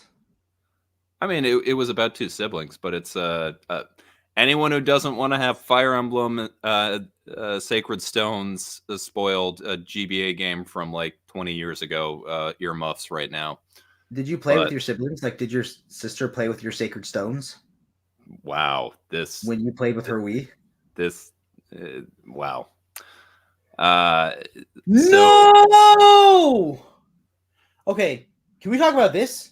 Why do you share your hoopla with another YouTuber, but not me? Because he asked. You didn't. I offered to share my DC Ultra with you, and you said, "No, I'm good. I got hoopla." Yeah, and you were like, "Can I have hoopla?" And I would have been like, "Yeah." Okay, James, can you find me a local metropolitan library that I can get hoopla on? You've got other library systems that do. But yeah, like a dude is jealous and wants to get with a girl, and he starts listening to a stone which is possessed by a demon, and he starts getting possessed by a demon, and he starts being a crappy ruler, and then they have to like overthrow him. It's every JRPG fantasy trope. I had the thought that like every king in every like medieval fantasy story has that evil advisor who's whispering poison in his ear, like in Lord of the Rings. Wormtongue. You know what I mean? Yeah. And I want a story where everyone thinks the advisor is evil, but the advisor is actually the good guy. Like he's like the emo goth advisor that everyone thinks is like poisoning him, and he's really the good guy. It's like, no, this dude is just old and crazy and going through dementia. I am the one propping this kingdom up. I am the one telling him to not just take over all the other ones. That kind of made me think of Fable 2. Where, the game you played when you were a wee lad? Fable 2, I remember like the twist was like you think your brother's a tyrant, and then you find out that like he was a tyrant because he was trying to protect against a greater evil that's coming, and now you have to decide if you're going to be a tyrant to protect your people, or if you're going to be a good king and risk more of your people being hurt when the coming calamity happens. Spoilers of Fable 2, I'm sorry. Klaus, okay. I love the idea that I saw in Violet Night and in this of a reluctant Santa, because I feel like so often you see this self-assured Kris Kringle that like knows all about, he's been Santa for centuries. It was cool to I like when he wakes up with the toys, he's like, what am I supposed to do with these? And the art when the spirits are like dancing and he's like smoking that peace pipe or that pipe or whatever he's doing. Like, you can just say he drop an acid. Like, it's Grant Morrison. Yeah, right? yeah. He's not smoking that. He's smoking that peyote, that potpourri peyote. Yeah, and you go. But that's the thing. He was never reluctant about it. He was just like, I don't know what to do with this, and he's like, hey, those kids don't have presents. I could give them presents. I feel like we didn't do Nightwing's Smash main. Be someone nimble. Maybe Falco? I mean, he is a former Robin, so that makes a lot of sense. Maybe Robin? I mean, I was actually thinking Robin, and that I didn't even put it together. I liked playing as Robin. What about what you didn't play it, but like I feel like quick and nimble makes me think of Min Min. From Arms? Yeah. Yeah, I didn't play as her. I don't think anyone played as Min Min. I don't think anyone played Arms. I'm very surprised that they chose that as one of the DLC characters. Greninja. It's a good call. That'd be that Greninja. Greninja. Real story. I gave one of my friends the Invisibles to read a number of years ago, and he quit going to church. Were those related, or was it just like, See, that's wild because I gave the picture Bible to one of my friends, and they started going to church. And then you gave them your copy of Christ for Arms. They threw beans at him. Why isn't Christ for Arms in Smash Bros? What would his attacks be? It's not a real thing, man. Okay. Christ for Arms, every move is a counter. He can't attack. Just every move is a down B. One attack, the beans get thrown at him. Yes, he invites B. I think that's actually a taunt. It's just like he has... Mega Man's another character I'm really good at Smash that I forgot about. Maybe I'm just really good as projectile characters. I was never great at Mega Man, which kind of goes with what I was saying before about, I'm an up close fighter. It seems to me like, what about Sonic, where he is the projectile and you get up and close? So speaking of Sonic, I need to make a confession here. So, when I do a particular lift at the gym, I put on wrist wraps to keep my my wrists in place when I do reverse curls. And there is something about the motion of like putting on wrist wraps in the gym that all I want to listen to and all I do listen to. Gotta go fast. No, is Live and Learn. Green Hill? Okay. Do you know Live and Learn from Sonic Adventure 2? Is that the one where you're surfing down the street? Is that no, the that's so it's the same game, but that's a city escape, which starts out with a crazy bass line. Rolling around at the speed of sound. Yes. Follow me, set me free. Just you and me will escape from this city. I'll set you free. See, like I never got past that level because I feel like I was playing a demo of it.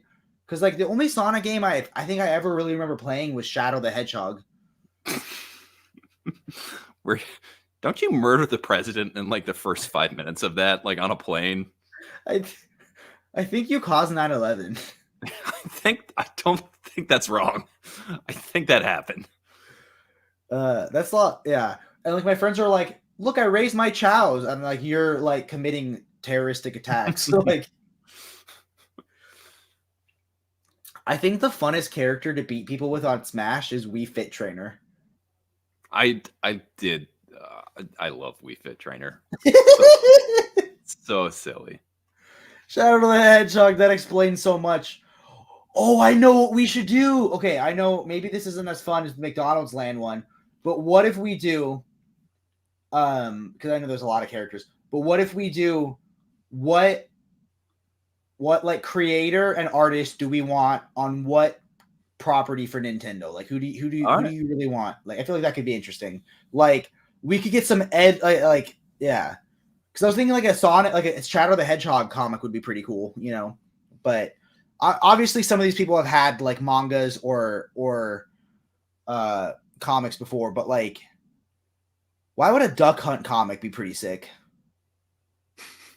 Because that's where you get to like build up the backstory, and it's the whole thing where it's like now they're teamed up, but before, like, you know, he was you were just shooting the ducks and he was going out and doing that. Also, Duck Hunt, in Smash 4, I was pretty decent with, but I always love just the absolute level of enunciation that the Smash announcer does when announcing Duck Hunt. Duck Hunt. And it's like very clearly, so that way like people aren't clipping a Nintendo game where it's dropping the C word. I like Duck Hunt, and I figured out all of his attacks, but what's the point of the Cowboys? Like, what are they supposed to be used for? I could never figure out the Cowboys. Are you talking about the side B one? Yeah, or the final Smash? Not the final Smash. I don't play with Smashers on. Oh, that's right. That's too fun. I know, right? Listen, this is serious business. We can't have fun here. No items. Final destination only. Fox only. I just never knew what the Cowboys were supposed to do.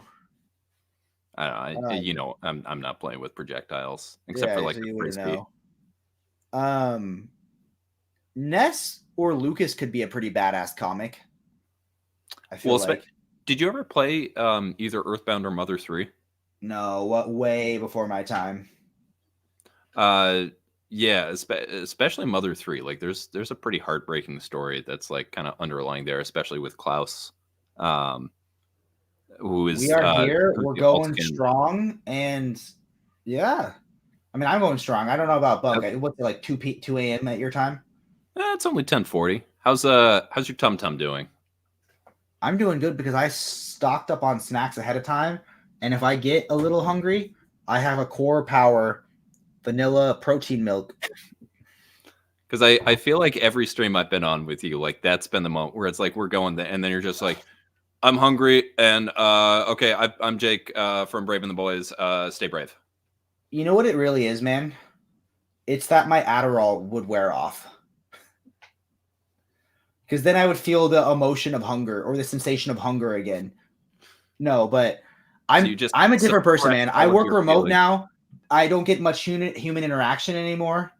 I've been doing a lot more streams lately. Like, I mean, think about it. Like, how many streams have I done in the past couple of weeks? I mean, this is just on Brave and the Boys. This is week 3, and then you were on OmniDog before. Yeah. Yeah. You know, so I'm getting my muscle back up. You know, but here's the thing. If the stream stays under 3 hours, I can use AI to clip shorts from it. If it's over 3 hours, I have to edit the video down to 3 hours and then clip shorts that way. But okay, well, let's we're at 2:38 right now. Let's aim for like a tidy like 2:58 and take this thing another 20 minutes because that'll take me to 11 o'clock, and I'm remembering because you reminded me that I still need to shoot my my comic of the year. So yeah. Okay. Can we get a hint about what yours is? I won't guess it. I mean, I can just straight tell you, but it's a book you've never heard of. It's not for you. You wouldn't get anything. You friggin' dick, bro. Yeah, actually, I will absolutely give you a hint. Better not be octopus pie. I will show you 4 pages from the book. Let me guess, are they original pages? Absolutely, they're original pages. Let me get my Venmo. All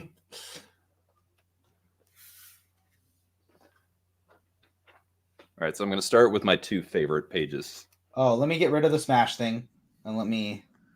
All right, so... What do those say? Butter. It's onomatopoeia. He's firing machine guns. And then over here, this one has just look at that background. Who's the artist? Stepan Morian. Not going to Google that. That sounds like hard to spell. How do you know I haven't read this? Because if you were thinking about reading it, you would have asked me first. That is so condescending. And also true. Bunk's book is 20th Century M.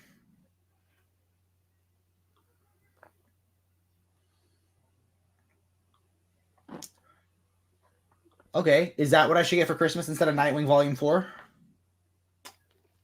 Or is it not for me? Would I not gain anything from it? Well, we didn't even go through what books I bought this year because of you. Oh, yeah. Yeah. But anyway, there's your hint. 4 pages from the book. All right. Show me that bunk page. Why does that look like a Daniel Warren Johnson art covering your window? It is. It's a print, though. Yeah. Okay. I mean, he sketched a Beta Ray Bill head on it, but I was gonna say I've got that, and then I've got another one that he drew Murph from Murder Falcon onto the cast. I know. Power bomb, but I watch your videos, bro. I'm just teasing you. Okay. Murder Falcon. Do a power bomb. Mm-hmm. Mm-hmm. Ice Cream Man. Mm-hmm. Mm-hmm. Superman Red and Blue. Red and Blue. Did you? I don't think I remember you you saying that on the reading list. Did you read that one yet? It's heavy, no. Man. It's like you're trying to read a positive Superman story. It's like Superman. Why is my mom dying of heroin? It's only sometimes like that. I don't like downers, man. I like my Supermans to. It's like, well, son, as a Kryptonian, I can stop speeding bullets, but I can't stop your mom from jonesing for the black horse. I would read that story. Does it get better past that? Is there more? Is the whole book like Superman just watching people die from heroin?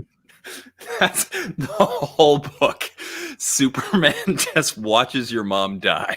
Wait. Why do we need that story, but done with Alex Ross's art? Like in Justice League World's Greatest Superheroes, where Superman's like feeding the masses, but it's just him coming down with a bunch of heroin. No, see, in this one, I imagine it more as just like Superman is standing there with his arms folded, just like looking down and just like watching them all die slowly. That was the weirdest level of of Shadow the Hedgehog, is when you run the heroin to all those people. And literally you're running. Just gotta go fast so that your life can slow down. Guys, keep giving my wife book suggestion ideas for me. James, okay, what else? So there were other indie books we discussed, but I wouldn't know if I would give you full credit. Like, we talked about the mini deaths of Layla Starr. Was that one of your recommendations, or did we just talk about that? That might have been TikTok for me. Yeah, I don't think that was one. Like, I don't generally like give unsolicited recommendations. Whenever I've asked, you say you don't like to do that. Yeah, I know. When you asked me about, I spoke very highly of it. Usagi Special Edition. Yeah.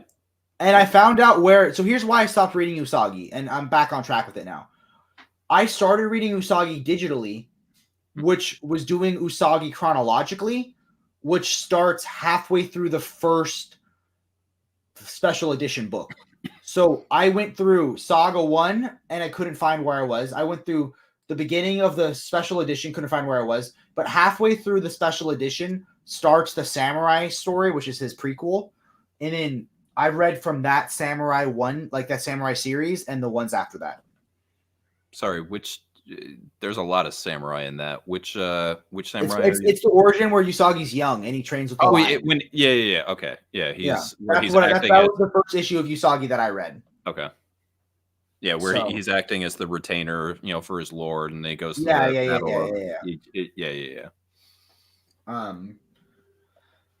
Let's see what else. I think I did Jurassic League on my own. Yeah, I have not read Jurassic League, so that one was not me. Because when I heard that that Daniel Warren Johnson wasn't actually drawing it, I was like, yeah. That might be it, right? Or is there more, do you think? Oh, you recommended Swing. Yeah, again, I thought it was just about a child who loved to play outside on the playground. I had no idea. I got lost. I don't know. I didn't know where it was until I finished. I'm back up now. But there's so much Usagi, and it's like it's all the same. It's all good, but it's also like I don't know. Maybe I just need some color. Maybe I'll just take some colored pencils and color in my Usagi books. Fantagraphics did release a colored version of Usagi.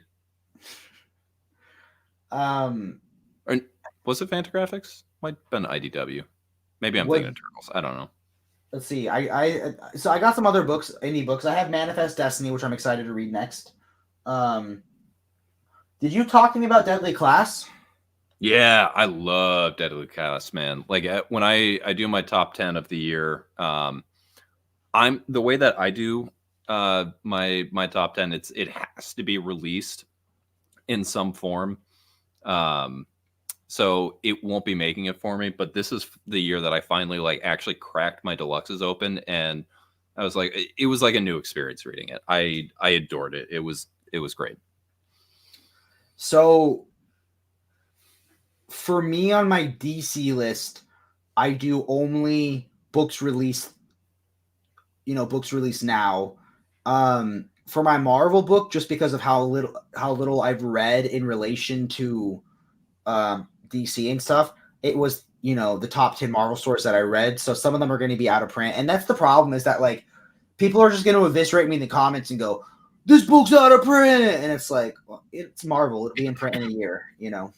I mean, are they really going to, if you're saying your top 10 as opposed to top 10 books you need to buy right now, if you're just saying these are the books I like, if it was something like top 10 omnibus for new readers, I can see that where people would be like, thanks, jerk. I'm a new reader and I can't buy that because it's $5,000. But I mean, just top 10 books, I think that's probably fine.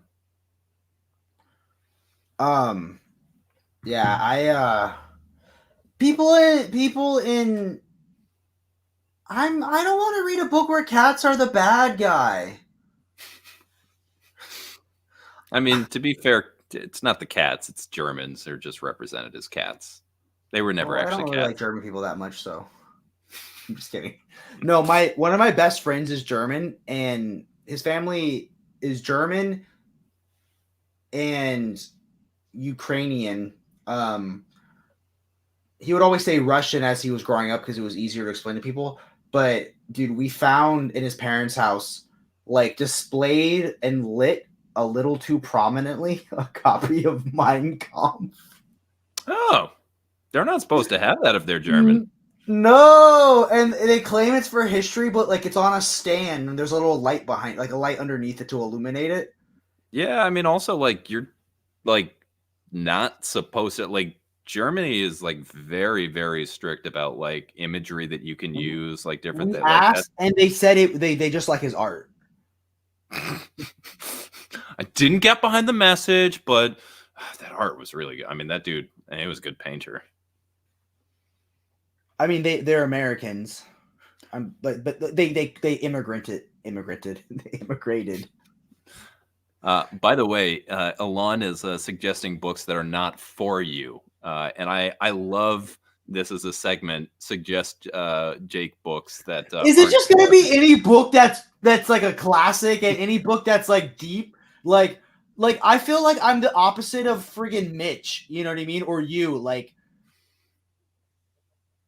Okay, well, let's do some books that Bunk wouldn't like. What's a book that more than 3 people have liked? That book's not for you. Sandman, not for you. Swamp Thing by Alan Moore, not for you. Watchmen, not for you.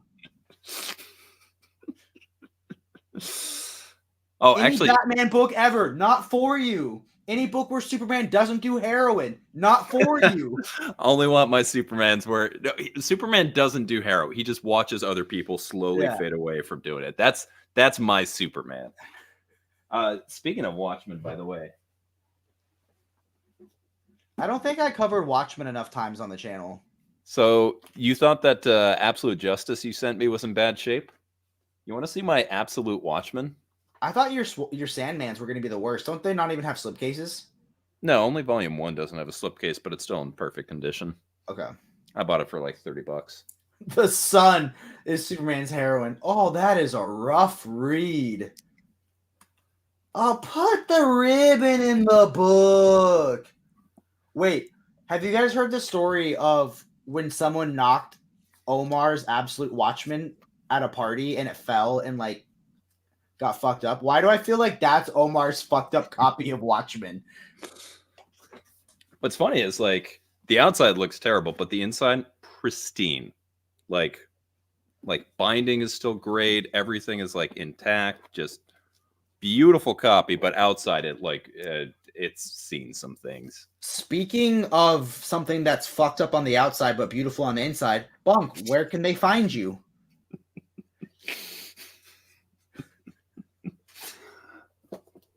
I don't know. I'm around. You know, if you know, you know. I'm around. The tape is a nice touch. I thought that was my best segue ever. I appreciated that. Speaking of things that haven't aged well, Bunk, where can they find you?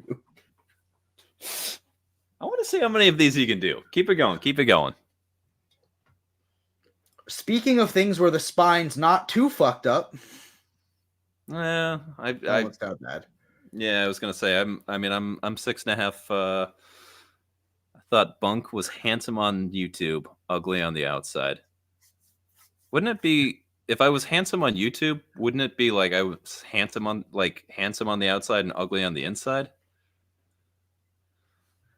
Josh, explain yourself. Yeah, explain. You got a few minutes left because we got to be under three hours so that AI can take my job. I mean, you're just giving jobs to AI. Don't pretend like you're not here for the AI revolution. Dude, some people are giving jobs to AI multiple times. Yeah. Speaking of, where is it? Shoot, is it not? All right, I don't know where my copy is right now. It's somewhere upstairs, but there's a book from AWA, Mark Russell and Mike Deodato Jr. called Not All Robots. Yeah, it was recommended to me by Fire Guy Ryan. Yeah, excellent book. Excellent. I thought did it get collected? I thought it wasn't collected in anything like in a collected form yet. It's in a trade, and dude, AWA like their trades are just straight $10. It's amazing. Like what is it called? Not All Robots. What? Not All Robots. Just Not All Robots. Like it's not all men, but not all robots. Yeah. But yeah, AWA. Like I don't know why they do it. But like I have stopped buying their single issues because their trades are all $10. So